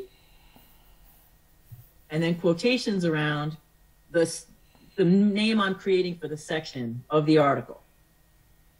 Here I have Sinclair again, which is great, but now the question is it also slide 7?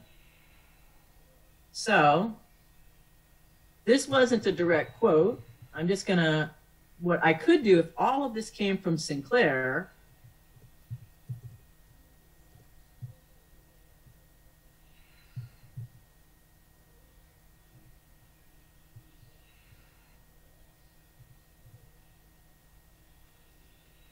I can also do that. If I do that, it means everything in this paragraph came from here. The thing is, I don't think so. I think a little bit comes from Wigginton as well. All right? But I'm just trying to show you again, in terms of consistency, we needed our author, and then we need to put quotations around the title that we've created for this section of the article.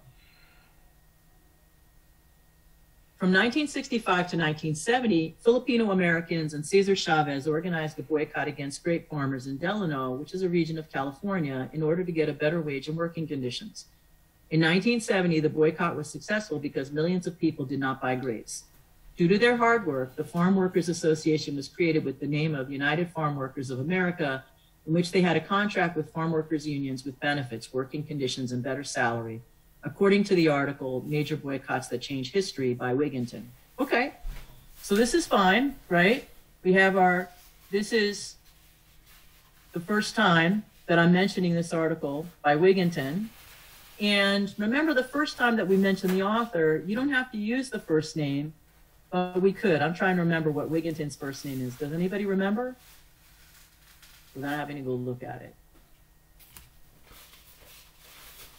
Anyway, all right, I'm just going to leave that blank right now. All right, time flies when we're having fun getting into this. Now, the rest of this is all fine. I don't need a comma, though. All right, going to keep going here. All right, so then we have Nestle and Taco Bell, right? So the reason I'm going to stop with this is because it's the same issue, right? This is the thing for all of you. You may have been accustomed to getting papers back with 5 million red marks. My thing with you is to notice patterns. So before, when we were looking at Tristan's paper, there were very few issues. One was to remember to put quotations around the titles of section titles to eliminate any confusion that those were page numbers, to not abbreviate or shorten the title too much. And remember to put the access date for all of the items, and we're excited. Those were things that happened a few times in the paper. That's a pattern. If it's one time, I call it an error. It's just like a mistake. But a pattern means this is your understanding of how to do it, right? So we want to notice that. When we use grammar and spell check, sometimes it points out that there's a pattern to our writing where we consistently make a certain kind of mistake. But the pattern here is, again, just for Marinobi, to be clear, to make sure it's clear, if everything in the paragraph, you know, where it came from. And if we've got more than one source in there. All right, you all got to get out. Go on out. Go on out. Bye-bye. Neighbor's dog just came in as well. All right, sorry about that. That one of the things that we want to do, especially if we're going to start including material from more than one source, is to just be very, very careful about putting those parentheses right next to where the material came from and making sure we have the author's name and then the section. And in Marinobi's case, right now she's used Sinclair and Wigginton, right? So when we come down here, right? And for me, I just make a point of starting to type them, and I'll go back and get the rest of the information to fill that out. Yeah, this is good.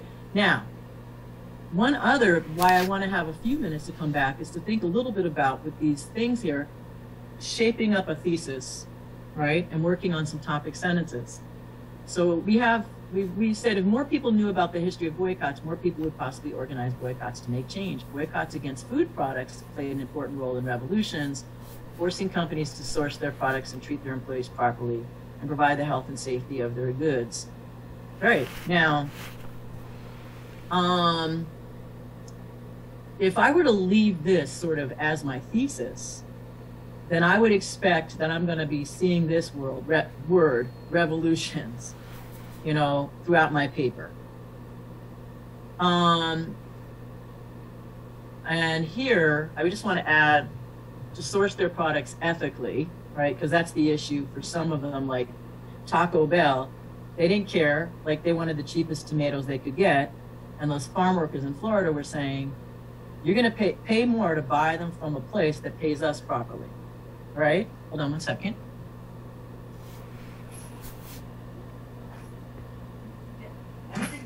dog out, honey, okay? Little boy, all right? Mommy's working. I know it doesn't look like it. He's for my dog, he understands work is like I physically am going somewhere. The thing about being on the computer, he thinks is sort of optional, right? I could step away from that at some point. So I still need to work on shaping a thesis here. What do I want to do with these things? Well, forcing companies to source their products ethically, treat their employees properly, provide health and safety. All right, so if I want to use this word in revolutions, right? So I'm talking about the American Revolution. I'm talking about Indian independence. Those are revolutions. So watch what's going to happen.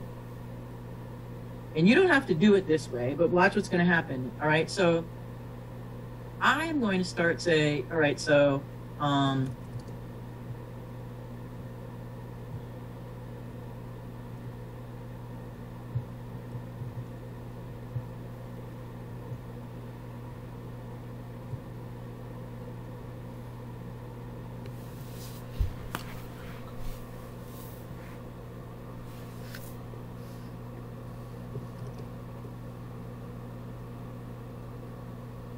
now I've set us up to go into the Stamp Act, and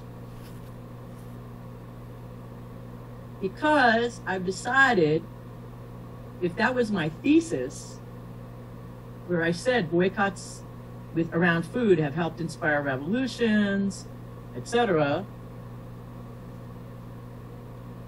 and I want to try to provide some kind of connection, build in a transition in a topic sentence as I move from this paragraph about the Stamp Act, right, to the SALT Act. All right.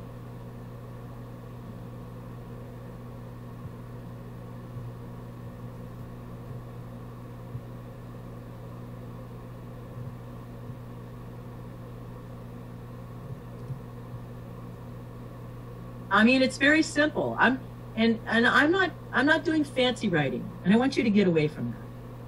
The point is to get your ideas down and make them clear. So what's the relationship between the paragraph before and this one? They were both British colonies. And the focus of this paper is about boycotts playing a role in revolutions. Now I go back and I look at what did I have for this thesis, right? Forcing companies to source their products ethically and treat their employees properly, all right? So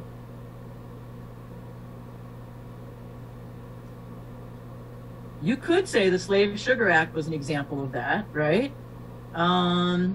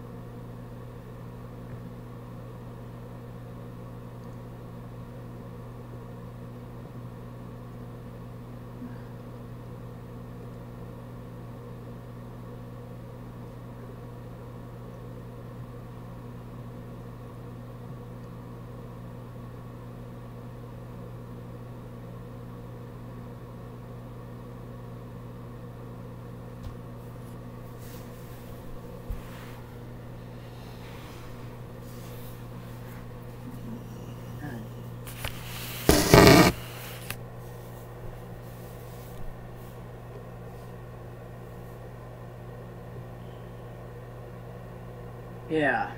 So I'm trying to do this, and I'm just making it up working from what you have here. That's why I'm saying you have to look at what you have, right? Like, so boycotts have also, you notice I'm making a transition, also brought consumers' attention to the supply chain, and in so doing sparked boycotts to demand justice for workers. The slave sugar boycott was a precursor to these boycotts. So I have the slave sugar boycott, the Delano grape strike, the Nestle formula boycott, Taco Bell, right? There's a combination of things, right? So the slave sugar boycott is to, notice, right? As a result, okay, so,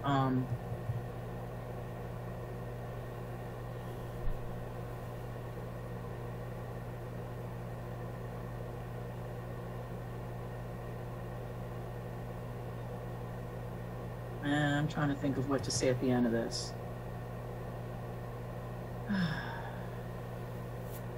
Getting this. Let me come over here for one minute. I'm trying to figure out if I'm wrapping up this boycott, and I could say something more, but I'm also thinking about what I might want to do in this paragraph, right? Okay, so.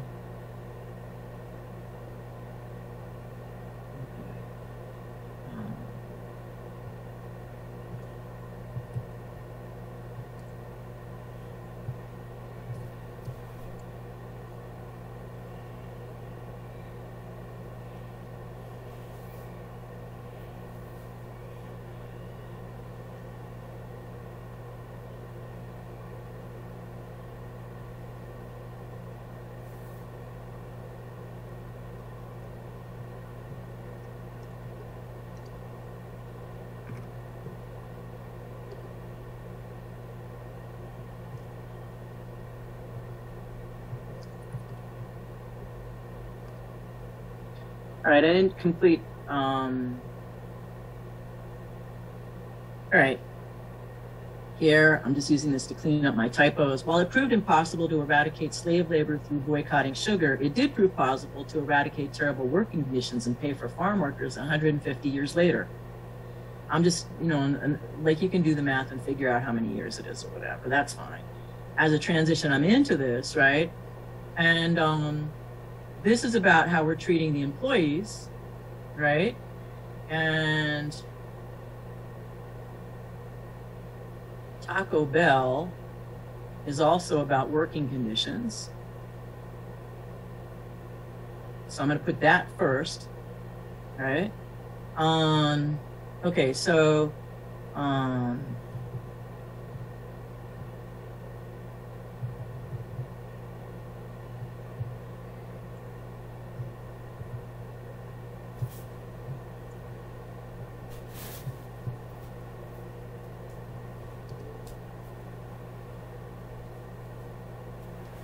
no, all right.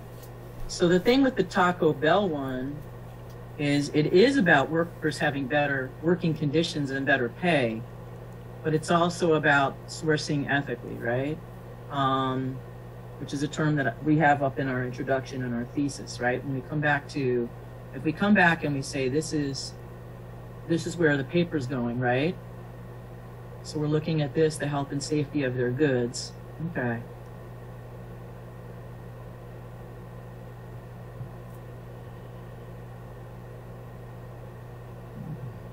I know what I want to do for the nested one.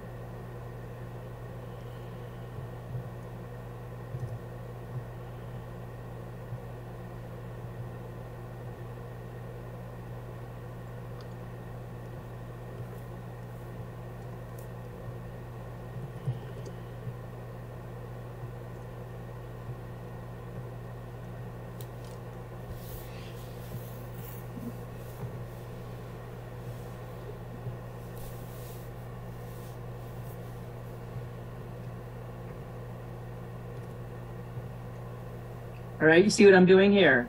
How I'm making that connection. I still need a transition sentence for this one, for the Taco Bell boycott, and I could just say another,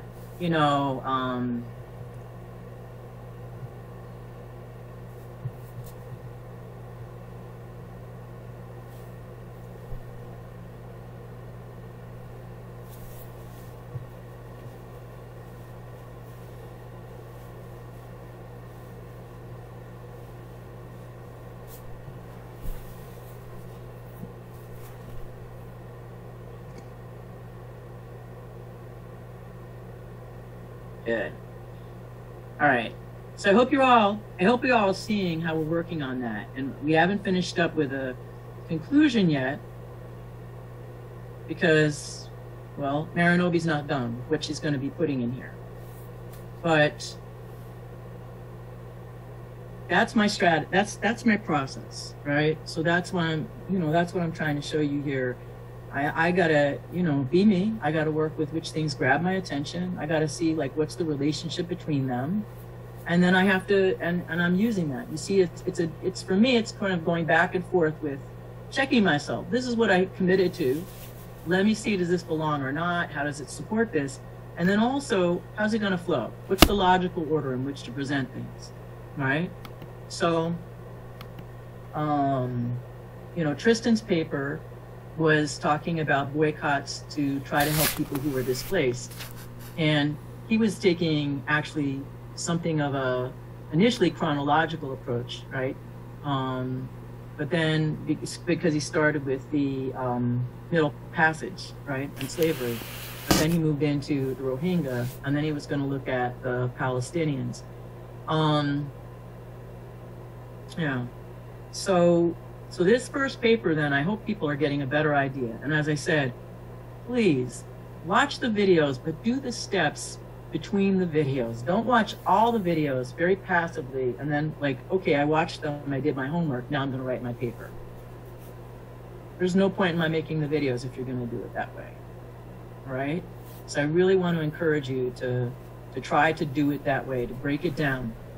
Now, let's get out of that. You know, I've been showing you a lot of different things. We'll come back here for a second. All right. Does anyone have a question about what it is that you're doing for this paper? Now I have a lot of questions, Professor. But... All right, Marinobi. Okay, we got to hear from some other people, so hang on a moment, all right? Because it's not just your class. So I'm just curious if there's anybody else. Anyone who hasn't spoken yet, who has a question. I don't want to get an email next Friday asking what you're supposed to do for the paper. I don't want you to screw yourself that way. All right? So if there's a way that what I've put on Blackboard or how I'm talking now is not making sense to you, and you don't understand what to do for the paper, what the assignment is, I want to try to explain that another way. So is there anyone else who's not clear what you're supposed to do for this paper? I thought we were supposed to use only one article to do the essay. No, the homework alone showed you 2 of them, and I put up 5. So you have to use more. I expect to see at least 3 articles in your works cited, at least. Margarita or Maggie, go for it. Hello. So I used articles that weren't the ones that you gave. I already sent mine over. Is it possible that I could incorporate the ones that you gave into the Please article? do that. So I already sent it to you. Yeah. Please do that. That's okay. I won't look at it till you get a chance to do that. All right? Great. That's fine. Even if it's a little superficial. Mm-hmm. So, folks, in some ways, you're overthinking it. You're making more work for yourself than I gave you. So you don't have to go find other articles. Even though the articles I gave you may not have a lot of information, the job is to try to just write a 3-page essay so that I can understand that you know how to format MLA style. You understand about giving credit, you know, in-text citations and works cited. I'm obsessed with that.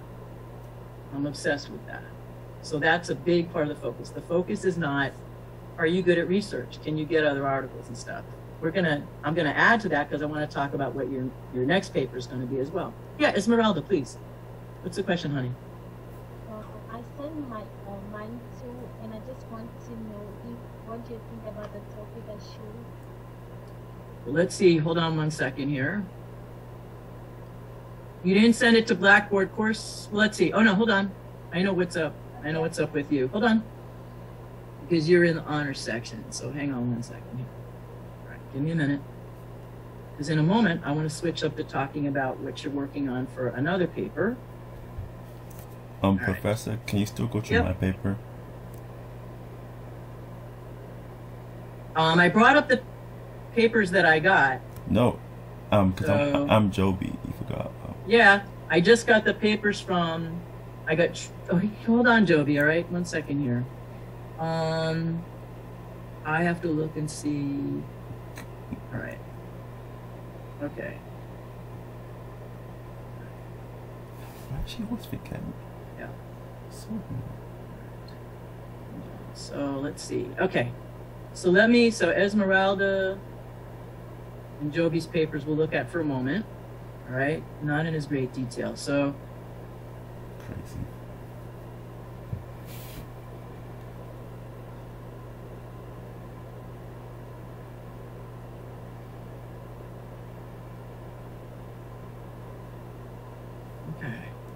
All right.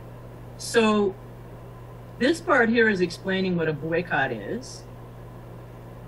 This is your personal relationship to boycotts. And then we start talking about, you know, boycott after boycott after boycott. So we need to work on our introduction and our thesis. If you go back and you read the materials I put up about better introductions and conclusions, part of this personal story could be flipped to the beginning as part of our hook. Now this part here, if this is the quote from Zishan, and you're not writing it within your sentence, it's going to go like this. Okay. Unless you want to have it written within your sentence.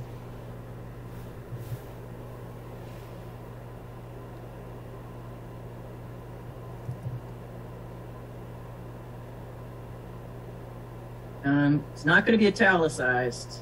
That's not what we do with the title of an article. All right, you have choices either way. Now, if we say here, you know, I was surprised, blah, blah, blah, we wouldn't make a new paragraph. Like, I don't know. I don't have a thesis yet before I'm done with this. So we're going to need, we don't have a thesis. We've chosen, we picked the Montgomery bus boycott. We've picked the Delano grape strike. We've picked Nike. The thesis is the last sentence of the first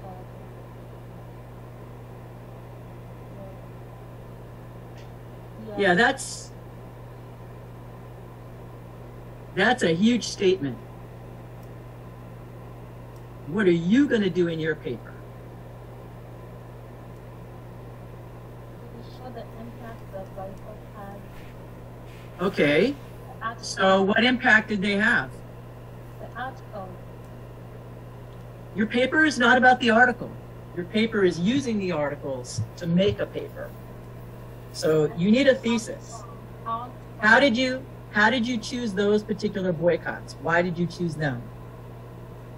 Because of the article. I put it in the chat. I know what the article is. It's not about that. My question is, why did you choose these? Because there are many more boycotts that were written about in the articles.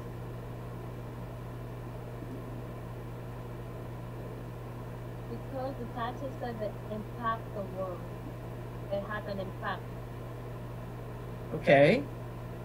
Well, but the thing is, you chose a few boycotts. So how did you choose those? We have to include that information in the thesis.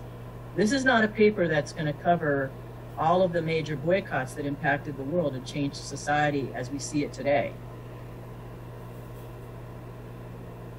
When you're watching the videos and I talk about how I have to choose some theme, something that connects, like what do they have in common or whatever, you've picked one that was to address segregation in this country, one that was, you know, to talk about workers' rights, one that was to talk about consumerism, one that was talking about child labor. You hear these are all different things, right? So you have to have some reason why you chose those as opposed to other ones, right? And what's the relationship between them? Do they have something in common aside from just being boycotts, right? So, yeah.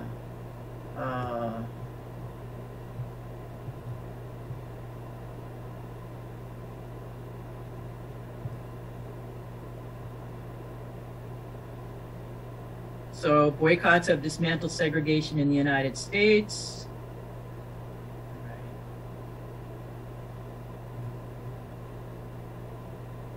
Empowered workers. You could even say protected workers.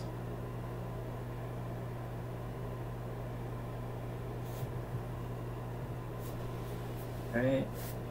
And I'm going to look and see the other ones that you chose.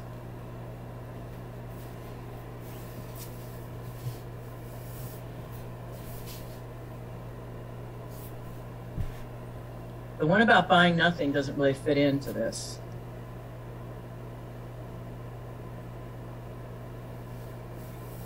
So I'm looking and seeing what did these boycotts focus on, right? Because this is way too general a statement.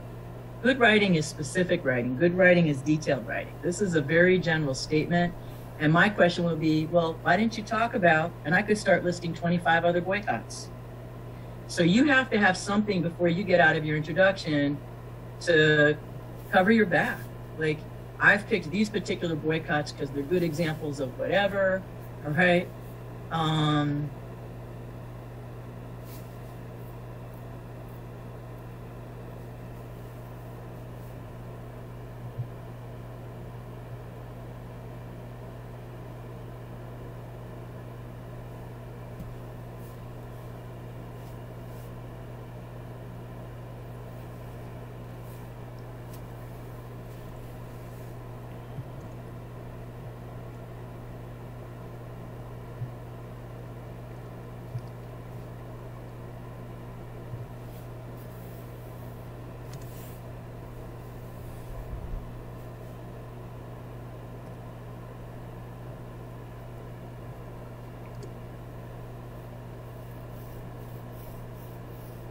And I'm looking again to see what else is going on with these particular ones that you chose.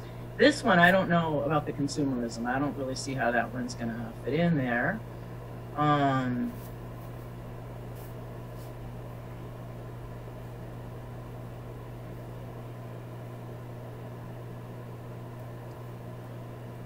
So I want you to notice the difference here now, right? Boycotts by African Americans in the South have dismantled segregation in the United States, and boycotts by consumers around the world protected and empowered farm workers and child workers. That prepares me for where you're going to go in your paper.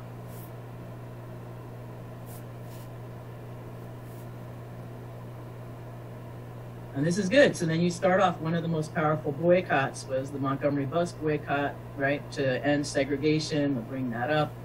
You don't have extra spaces between our paragraphs here, right? And we only had one about segregation. The other ones have to do with workers' rights. So your topic sentence to go into this paragraph, it says, you know,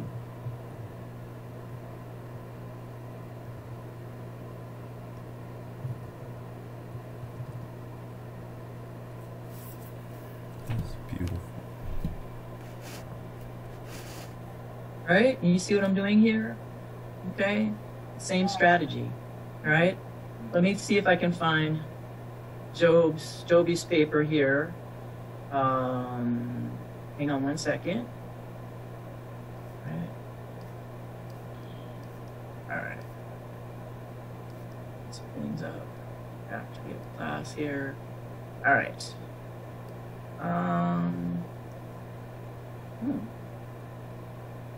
Downloads. Just give me 1 second, Joby. Trying to see. Okay. Boycott's essay. I'm assuming that's what it is. It has a different thing on it. That's why I didn't notice it. Sorry. Okay. All right. Okay. Let me bring this up. Come on. Trying to bring up the screen here. I'm here a minute so I can do my share screen thing. All right. Okay. So, all right. So this is what we have: NFL, Colin Kaepernick, the Olympics. I'm already starting to see. Oh, I had Amazon. For a moment, I thought it was going to be sports stuff. All right. Okay. All right. This is nice to share with me, but this is not what your paper will look like when you turn it in. Yeah. All right. We're not going to identify the thesis statement or introduction. That's all right. Yes, Professor. Now, let's see. If this is your thesis, I should be able to put it at the end of this paragraph, right?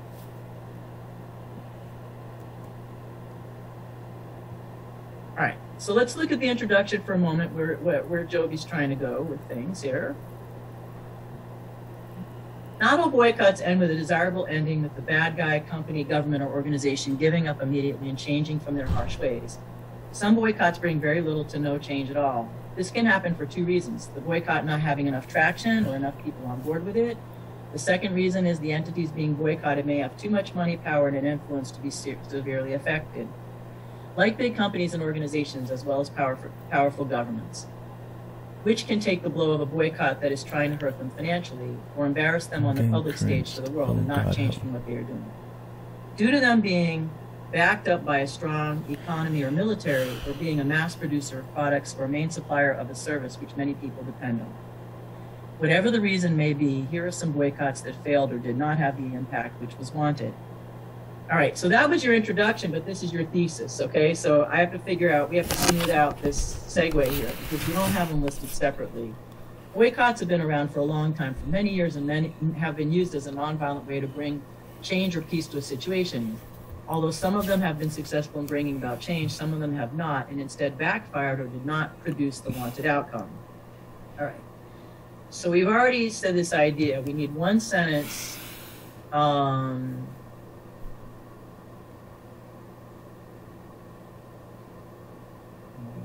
boycotts. Watch what I'm gonna do.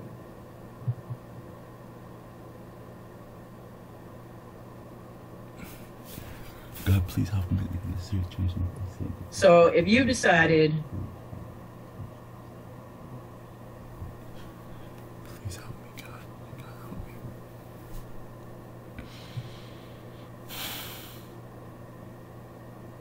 that Amazon, the Olympics, and the NFL, and you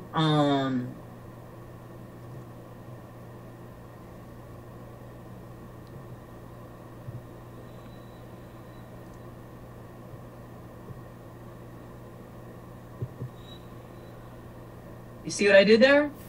Yes, Professor. Now, I don't know if you're just going to do those three, if you're going to do any others you want to put in here. I do like seeing that you have, and then you're going to figure out,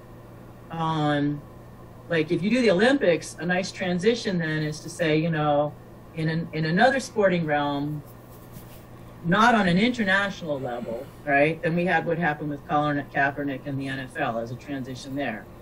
I'm looking to see for Amazon, what the strike.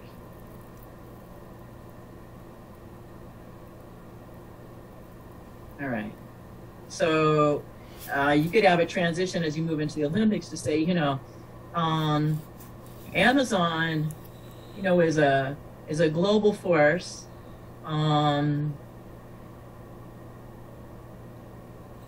Just as the Olympics is kind of, it's an international, you know, symbol or something. I don't know. You're going to have to think about how you're going to move from one to the other, but that's what we would do there. It looks all right. Yeah, good. Okay. On Blackboard, where it has tips for writing the essay, it tells you very clearly what the expectations are for the essay. So if you haven't looked at Blackboard, you probably should do that before you come back to ask Professor March or me some other questions.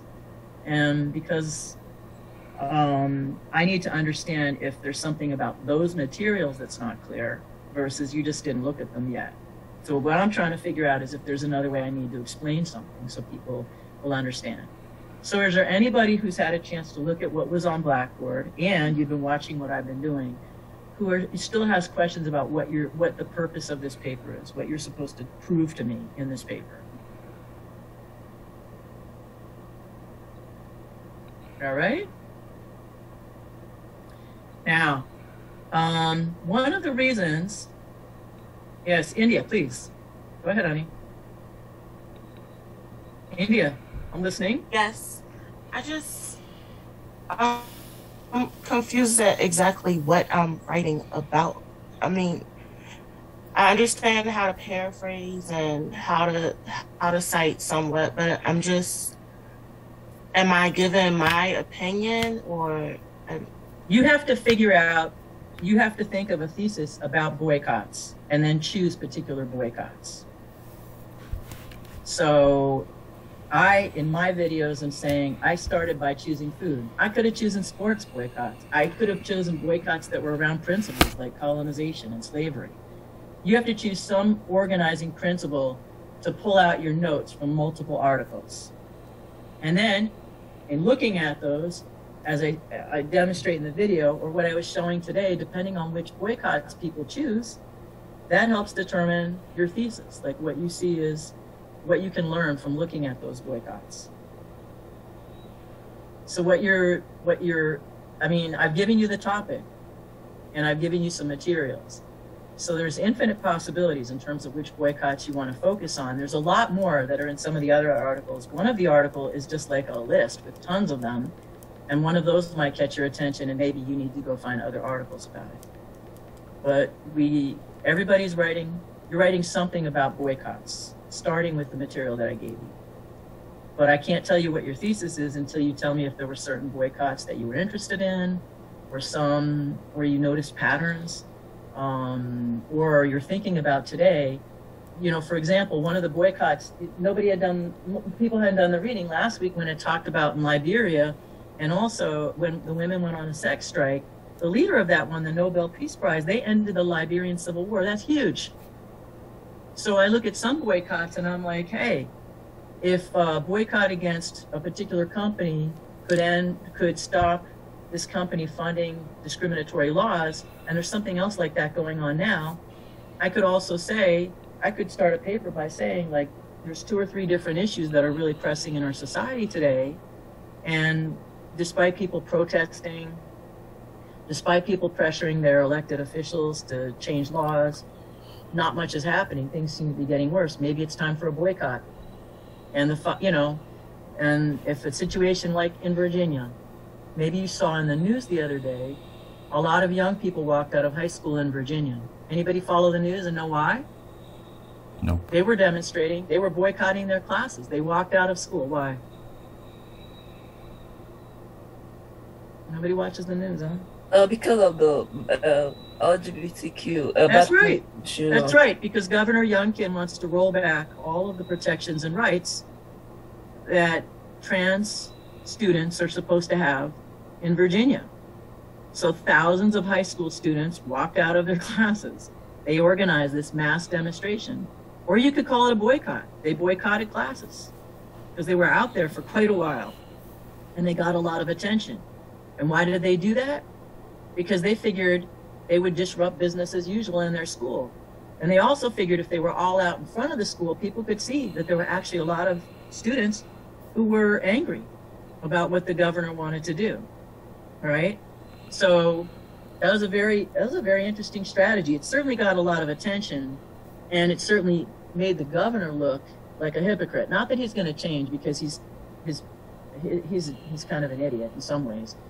You know, he has no political experience, and it seems like people are feeling like we're going to be better served by electing somebody who has no experience. He's a gazillionaire, successful businessman. So what does he know about LGBTQ? Anything? Nada. What does he know about education? Nada. There's some very interesting problems going on in the state because of that.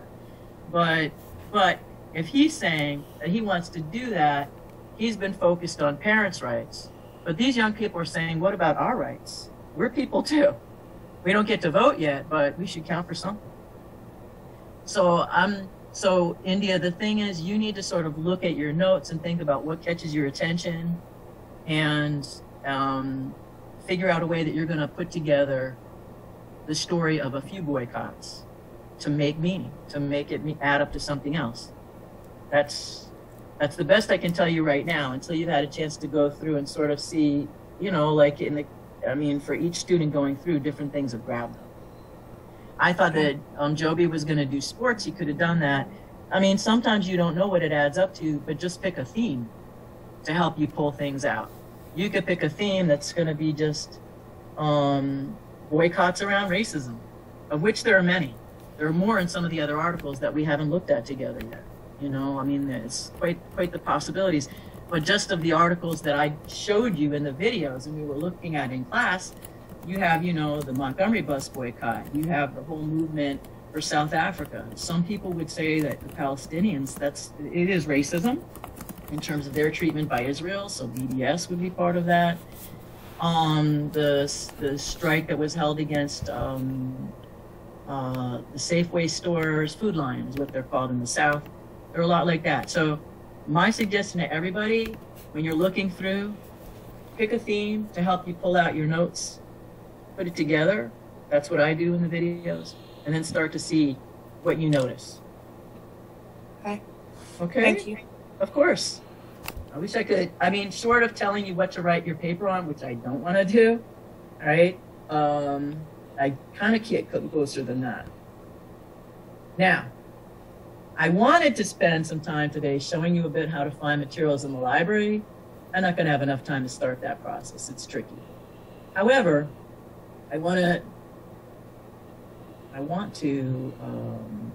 let's see. All right, let me bring this up a moment so I can type something on here so that you can see this and it will go out later. All right. I'm just using part of Jovi's page for a second to type something. All right. So you're working on essay 1. I have told you I would like you to follow the process where I've taken the notes, I've put them together once I've chosen a theme, then I'm thinking about a thesis, and I'm moving those notes around, then I'm improving my introduction, I'm doing my topic sentences, and I work on my conclusion. You're going to do the same thing for essay 3. Essay 3 is not going to be a sophisticated argument, but essay 3 is where you are going to choose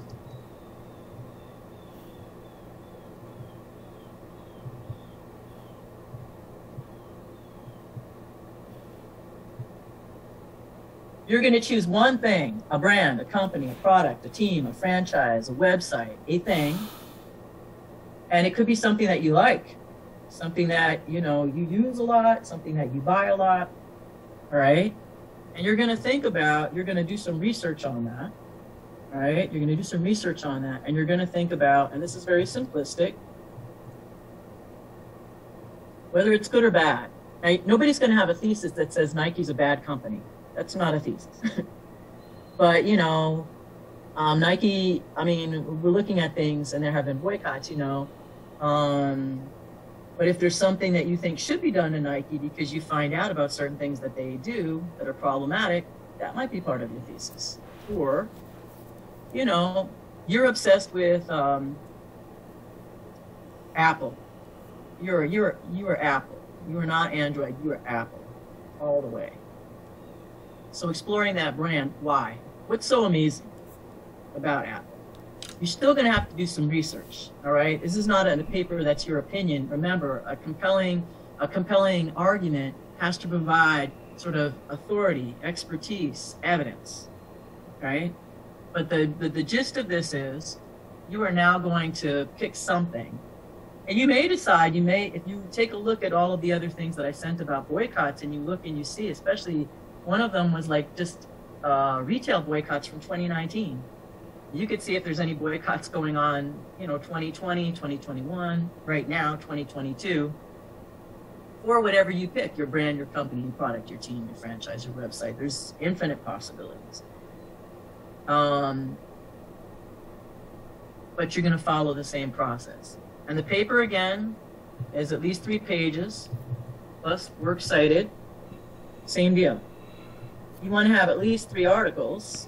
You may need more than that, depending on what kind of information you need to find to support your position, right? Whether, and when I say whether something's good or bad, it can also include, you know, some action, right? So, I mean, suppose I'm this Apple addict, right? And I believe that iPhones are far superior to any other kind of phone. You know, I mean, my thesis could be something like, you know, the iPhone is superior to any other phone because, I have to list whatever the reasons are for that. And that is why other manufacturers try to copy Apple's latest improvements to it. You know, I mean, it varies. Or, you know, for myself, I understand why people use Walmart, I also understand why people don't have a choice and have to use Walmart, having been many places in this country where there's a Walmart and there's like nothing else. But if you know much about Walmart, you know that Walmart has basically wiped out like small, you know, local independent businesses because they can't compete. You know, Walmart has much more, and because it does business in volume, it's able to sell things for a lot less. You know, so I might do some research. There's a lot of issues with Walmart, a lot. So I might come up with a thesis to say, when consumers have a choice, they should try to shop anywhere but Walmart, because that could be me, right? But again, and I say when consumers have a choice because I want to qualify it, because as I say, for example, if you go to places in West Virginia or Virginia, the only stores that you can find, there's no grocery stores, there's no department stores. The only stores you can find are Dollar General and Walmart. I mean, Dollar General is another company. There's been a lot written about that as well. But I would start with something that you like and learn more about it. I think you'd be surprised. And I actually have I'm going to share some resources with you to show you more about some of these once you choose. So in addition to working on your first essay, you want to figure out what you're going to work on, what the focus of this essay is going to be. You need to know that, because next week, when I show you how to find materials, I'm going to ask people, tell me what you're working on so that I can demonstrate using your examples. Okay? Everybody? Wait. Anybody? Yeah, I have a kind of a question to understand it better. So Professor, so basically, so you want us to pick a brand or a company product or something, and like, so you mean good or bad? So you mean like write about anything about the company? Or that's the point I wasn't understanding. Only what matters to support your position. Only what matters to support your position. So give me an example. Joby, are you loyal to a particular brand? Yeah. Which one? Dell. Which ones? Dell. Dell? No, laptops. Dell. Okay. All right, so you got Dell laptops. So why? Why are you loyal to Dell laptops? Because I believe, well, my personal opinion is because I believe they're like a cut above other companies with their. How so? Like some features, some features they have that are more helpful to help me that some other computers don't have, and the price as well, and like those prices are like more affordable. So you have to do a little work to do some comparison and find out what features does the Dell have that comparable computers don't, and looking at the price. There are other brands that are as cheap as Dell. The question is, are they, in your perspective, as good as Dell?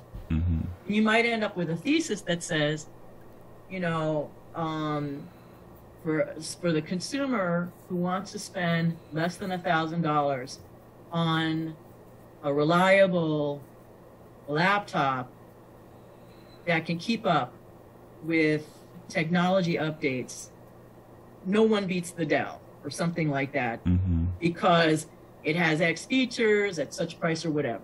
Mm-hmm. It really depends on you. But I would encourage people to look through the rest of the boycott articles, because I think it'll attract your attention about some companies that are very popular, right? That we spend our money at all the time. But yes, if you're like a big advocate of something, but you're going to need to go and find some. You're going to need to find some concrete support. Can't be just like, oh, my perspective on it or whatever. Consumer Reports, I'm sure, has articles where they're comparing the Dell to other computers. That's a great source of evidence. That's an authority, right? There's numerous computer magazines, right, and computer websites. So you're going to want to bring those in, all right? Someone else, you want to throw out sort of an example? You're trying to tease it out right now? Anybody else loyal to a particular brand? I'm more like for a website like Google. Google, okay. Which I think it'd be interesting to look at Google. I mean, I remember I've been through quite a few search engines in my time. Mm-hmm. You know, Netscape is gone pretty much now. Internet Explorer is on its way. Yahoo, a lot of people were using Yahoo before So what do you want to say about Google? Like, is it okay that it's the best? Is it not okay? Is it sort of a monopoly? Can you imagine, what would it be like if there were another search engine that tried to compete with Google? Are there things that Google doesn't do that it would be great if it could do? Are there things that Google does that you think it's a great service? However, there's certain practices that are not okay. And what could we do about that? Most people are concerned about their privacy. Is there some action we could take to stop Google from sharing all of our material with everybody else in the world? Yeah. I don't know, right? So that's fine. So you're going to think a little bit about Google. What aspect of it? You know, is it the experience of using it as a search engine, and how did it, and why does it deserve to be the dominant or the #1 search engine in the world? What did it have that the other ones didn't have? How did it make that happen?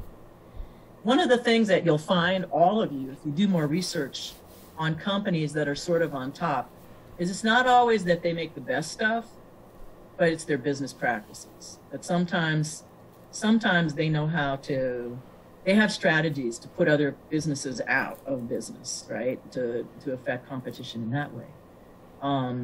But in thinking about Google, I honestly couldn't tell you why, at the time when it was created, Google was superior to the others. I would use whatever search engine was available that had been put on the computer I was using. So then it was interesting, how did Google kind of take over, right? So we got different ways to go. But I want you to use the same process. Once you figure out this is your topic, right? Your brand, your company, product. You know, for example, I was astounded when I moved here at how loyal people here are to the Washington football team, because they're heartbreakers. I mean, I don't care how they start out their season, the end result is always the same. So that is, I put a team down here, but they're a brand as well. I mean, people, I see people have, their car is burgundy. It's totally tricked out, the whole car. They live like Washington football team. Their apparel, you know, like there's rituals on Sundays. It's a huge, the Washington football team has a terrible record overall, but is the second most lucrative. It makes the second most money of any NFL franchise after the Cowboys. That's remarkable. Because ordinarily consumers would say, until you start to do better, we're not supporting you, right?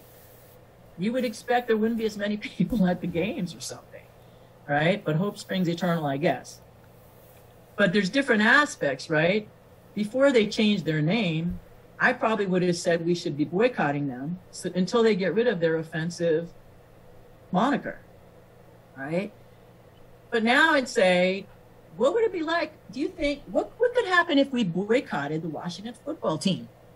I mean, I have fun thinking about that. Could we get rid of Dan Snyder? Is he the reason that there are problems there? I don't know.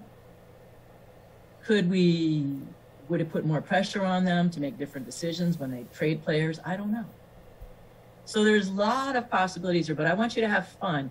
Pick something that means something to you, you know, that's of interest to you. And as I said, really, once you picked it, you're thinking about, if you're going to do some research, the research you're going to be guided by, you know, what you want to say about that brand, company, product, team, franchise, or website. And as I said, you want to have at least 3 articles, all right?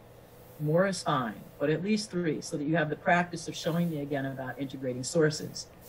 Now, I'm going to show you one more thing. So you want to make that decision. All right. Come up with this. All right. And let me show you something else.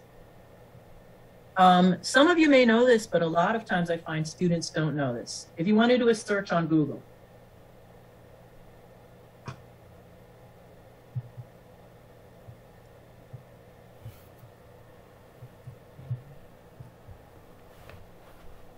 sometimes Google's going to start making suggestions, which is pretty awesome. I type my terms, and one of the things that we're going to work on is trying to find the best terms to use. And I get millions of results.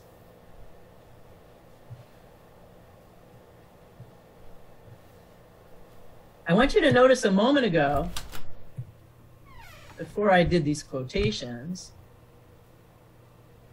whoa, okay, it's going to give me these other, this is interesting.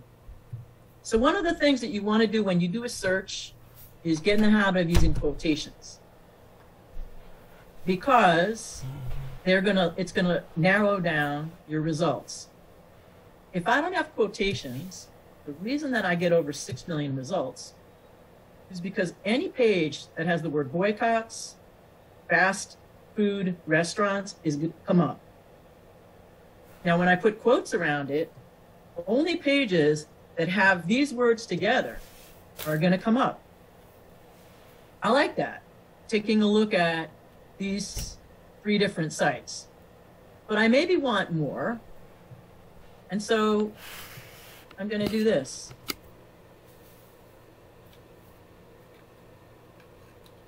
I got a lot of results, and maybe I want to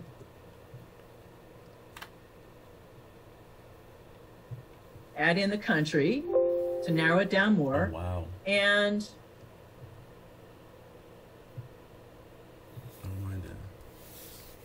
maybe I want to focus on boycotts that are happening right now. Oh my God, Krispy Kreme. All right, we're getting a bunch of things here as I'm looking at this, okay? But I want you to notice all of these are relevant to my topic. That's what I want. And when I have these, the other thing, I put up chapters for you to look at from a textbook that talk about looking at our sources. We're much more inclined to look at something that comes from a newspaper, but generally we want to avoid .com. So we like, we like edu, we like org if we can. This happens to be a reference work, that would be okay. But in going through here, I don't just start clicking like crazy. I'm going to look at the titles and sort of look at a few pages of titles and see a combination of what the source is and the title before I get into reading more. So I want to be selective in that way. So now I'm looking, and I still have a lot of results. Oops, hold on. I did not want to close that screen up. So let me just make sure you're still seeing that. Okay. Looking at this, so I'm like, oh, Krispy Kreme. Does anybody know what happened with Krispy Kreme? I didn't know Krispy Kreme was in trouble. All right. So now boycotts, fast food restaurants, Krispy Kreme. I could even get rid of fast food, I guess, and Krispy Kreme. I got more results now because I'm going to get anything that has this. So now let's see. Okay, that's better. Now all of this I'm not going to leave, I'm not going to, all of this is not going to be good, and some of it's going to be repetitive. So you want to practice as well, trying to take advantage, using the technology where it helps you sort of figure out when we're doing this, but we want to use quotations. All right, so for example,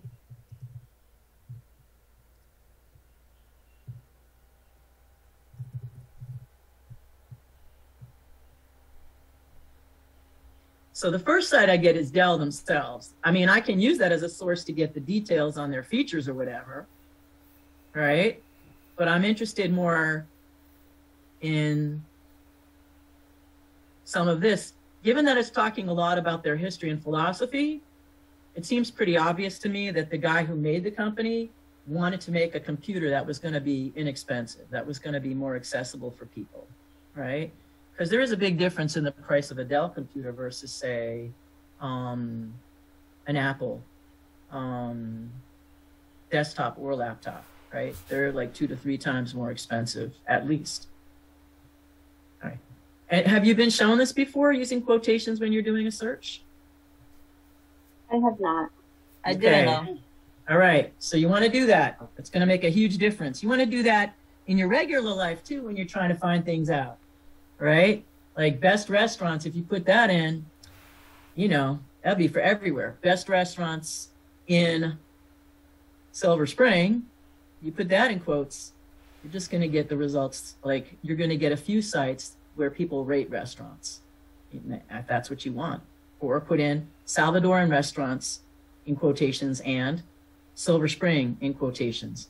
And it'll bring up the restaurants, Salvadoran restaurants in Silver Spring.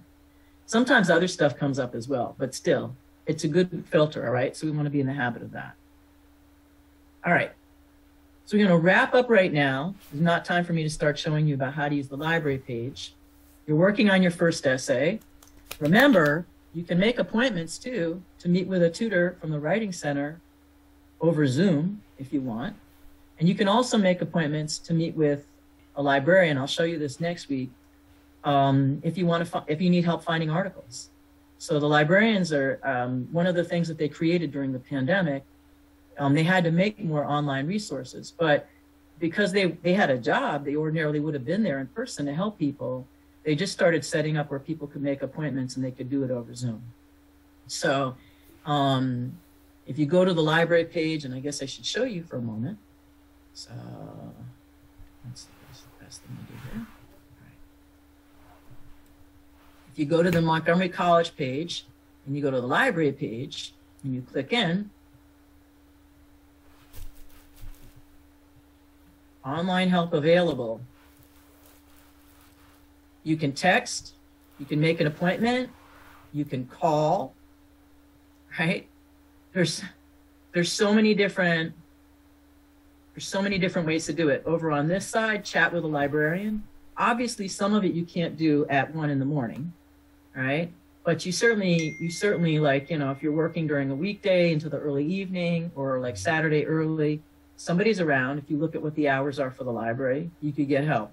And otherwise, it would be good to just schedule an appointment. And they'll spend 30 to 45 minutes with you, all right? The Writing Center is the same way, and the link for that is actually, the hyperlink for that is on the syllabus. So, as soon as you get Essay 1 done, you should be able to start with Essay 3. You're going to figure out what your focus is. You're going to start, if you want to look on Google to get materials. Next week in class, I'm going to show you how to use the library to get materials, because I do want you to also use some sources that are from the annotated bibliography for your third essay. This is Essay 3. Not for your first essay, you don't have to do it. And the second essay, we're all going to start in class together. That's going to be, it's a different kind of thing, right? But I want you to follow that process. Other questions? So I hope people feel like you're all right to get going on Essay 1. And like I said, some of you are farther along than others, so you can start working on Essay 3.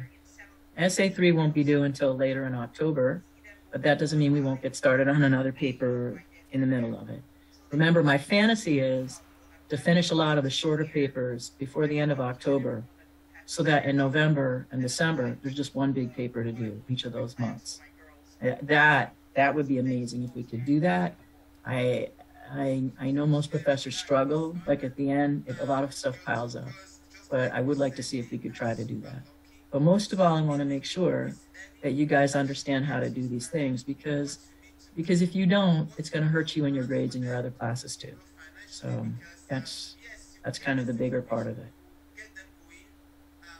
Any last questions? No? All right, you guys are free to go. I'm going to see you next week. Thank you. And thank you for people who shared your work with us. Appreciate it. Thank you, Professor. Thank you, Professor. Thank you. Yeah. Professor, I have a question. Yeah.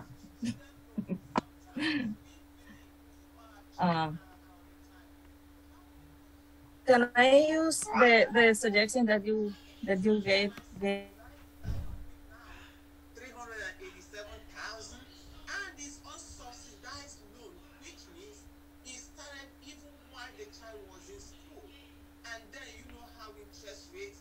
Fed is going to talk about interest rate again this week, and what does that mean? It's going to up it because they are making an effort to control inflation, and one of the ways to control inflation is by increasing interest rates. So that's what we are going to be.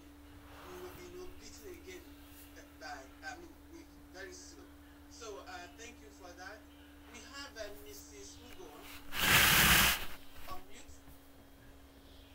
Oh, thank you so much for this beautiful presentation. My name is Mrs. Chinyere Ugo. I was invited by Mrs. Amy Wagu as well, and I have a 9th grader currently. So I think this is a good time for me to tap into this information I've already put some things in place, but definitely I feel that this would be a good way to supplement what I already have and to learn more and just make sure that I'm moving in the right direction. So this was very informative. Thank you. Thank you. Oh wow. I love the people I'm hearing from this morning. They have what we have, what you need. So, and then again, your ninth grader, very lucky. So meet with Emmy. Emmy did a great job, and that's what nobody did.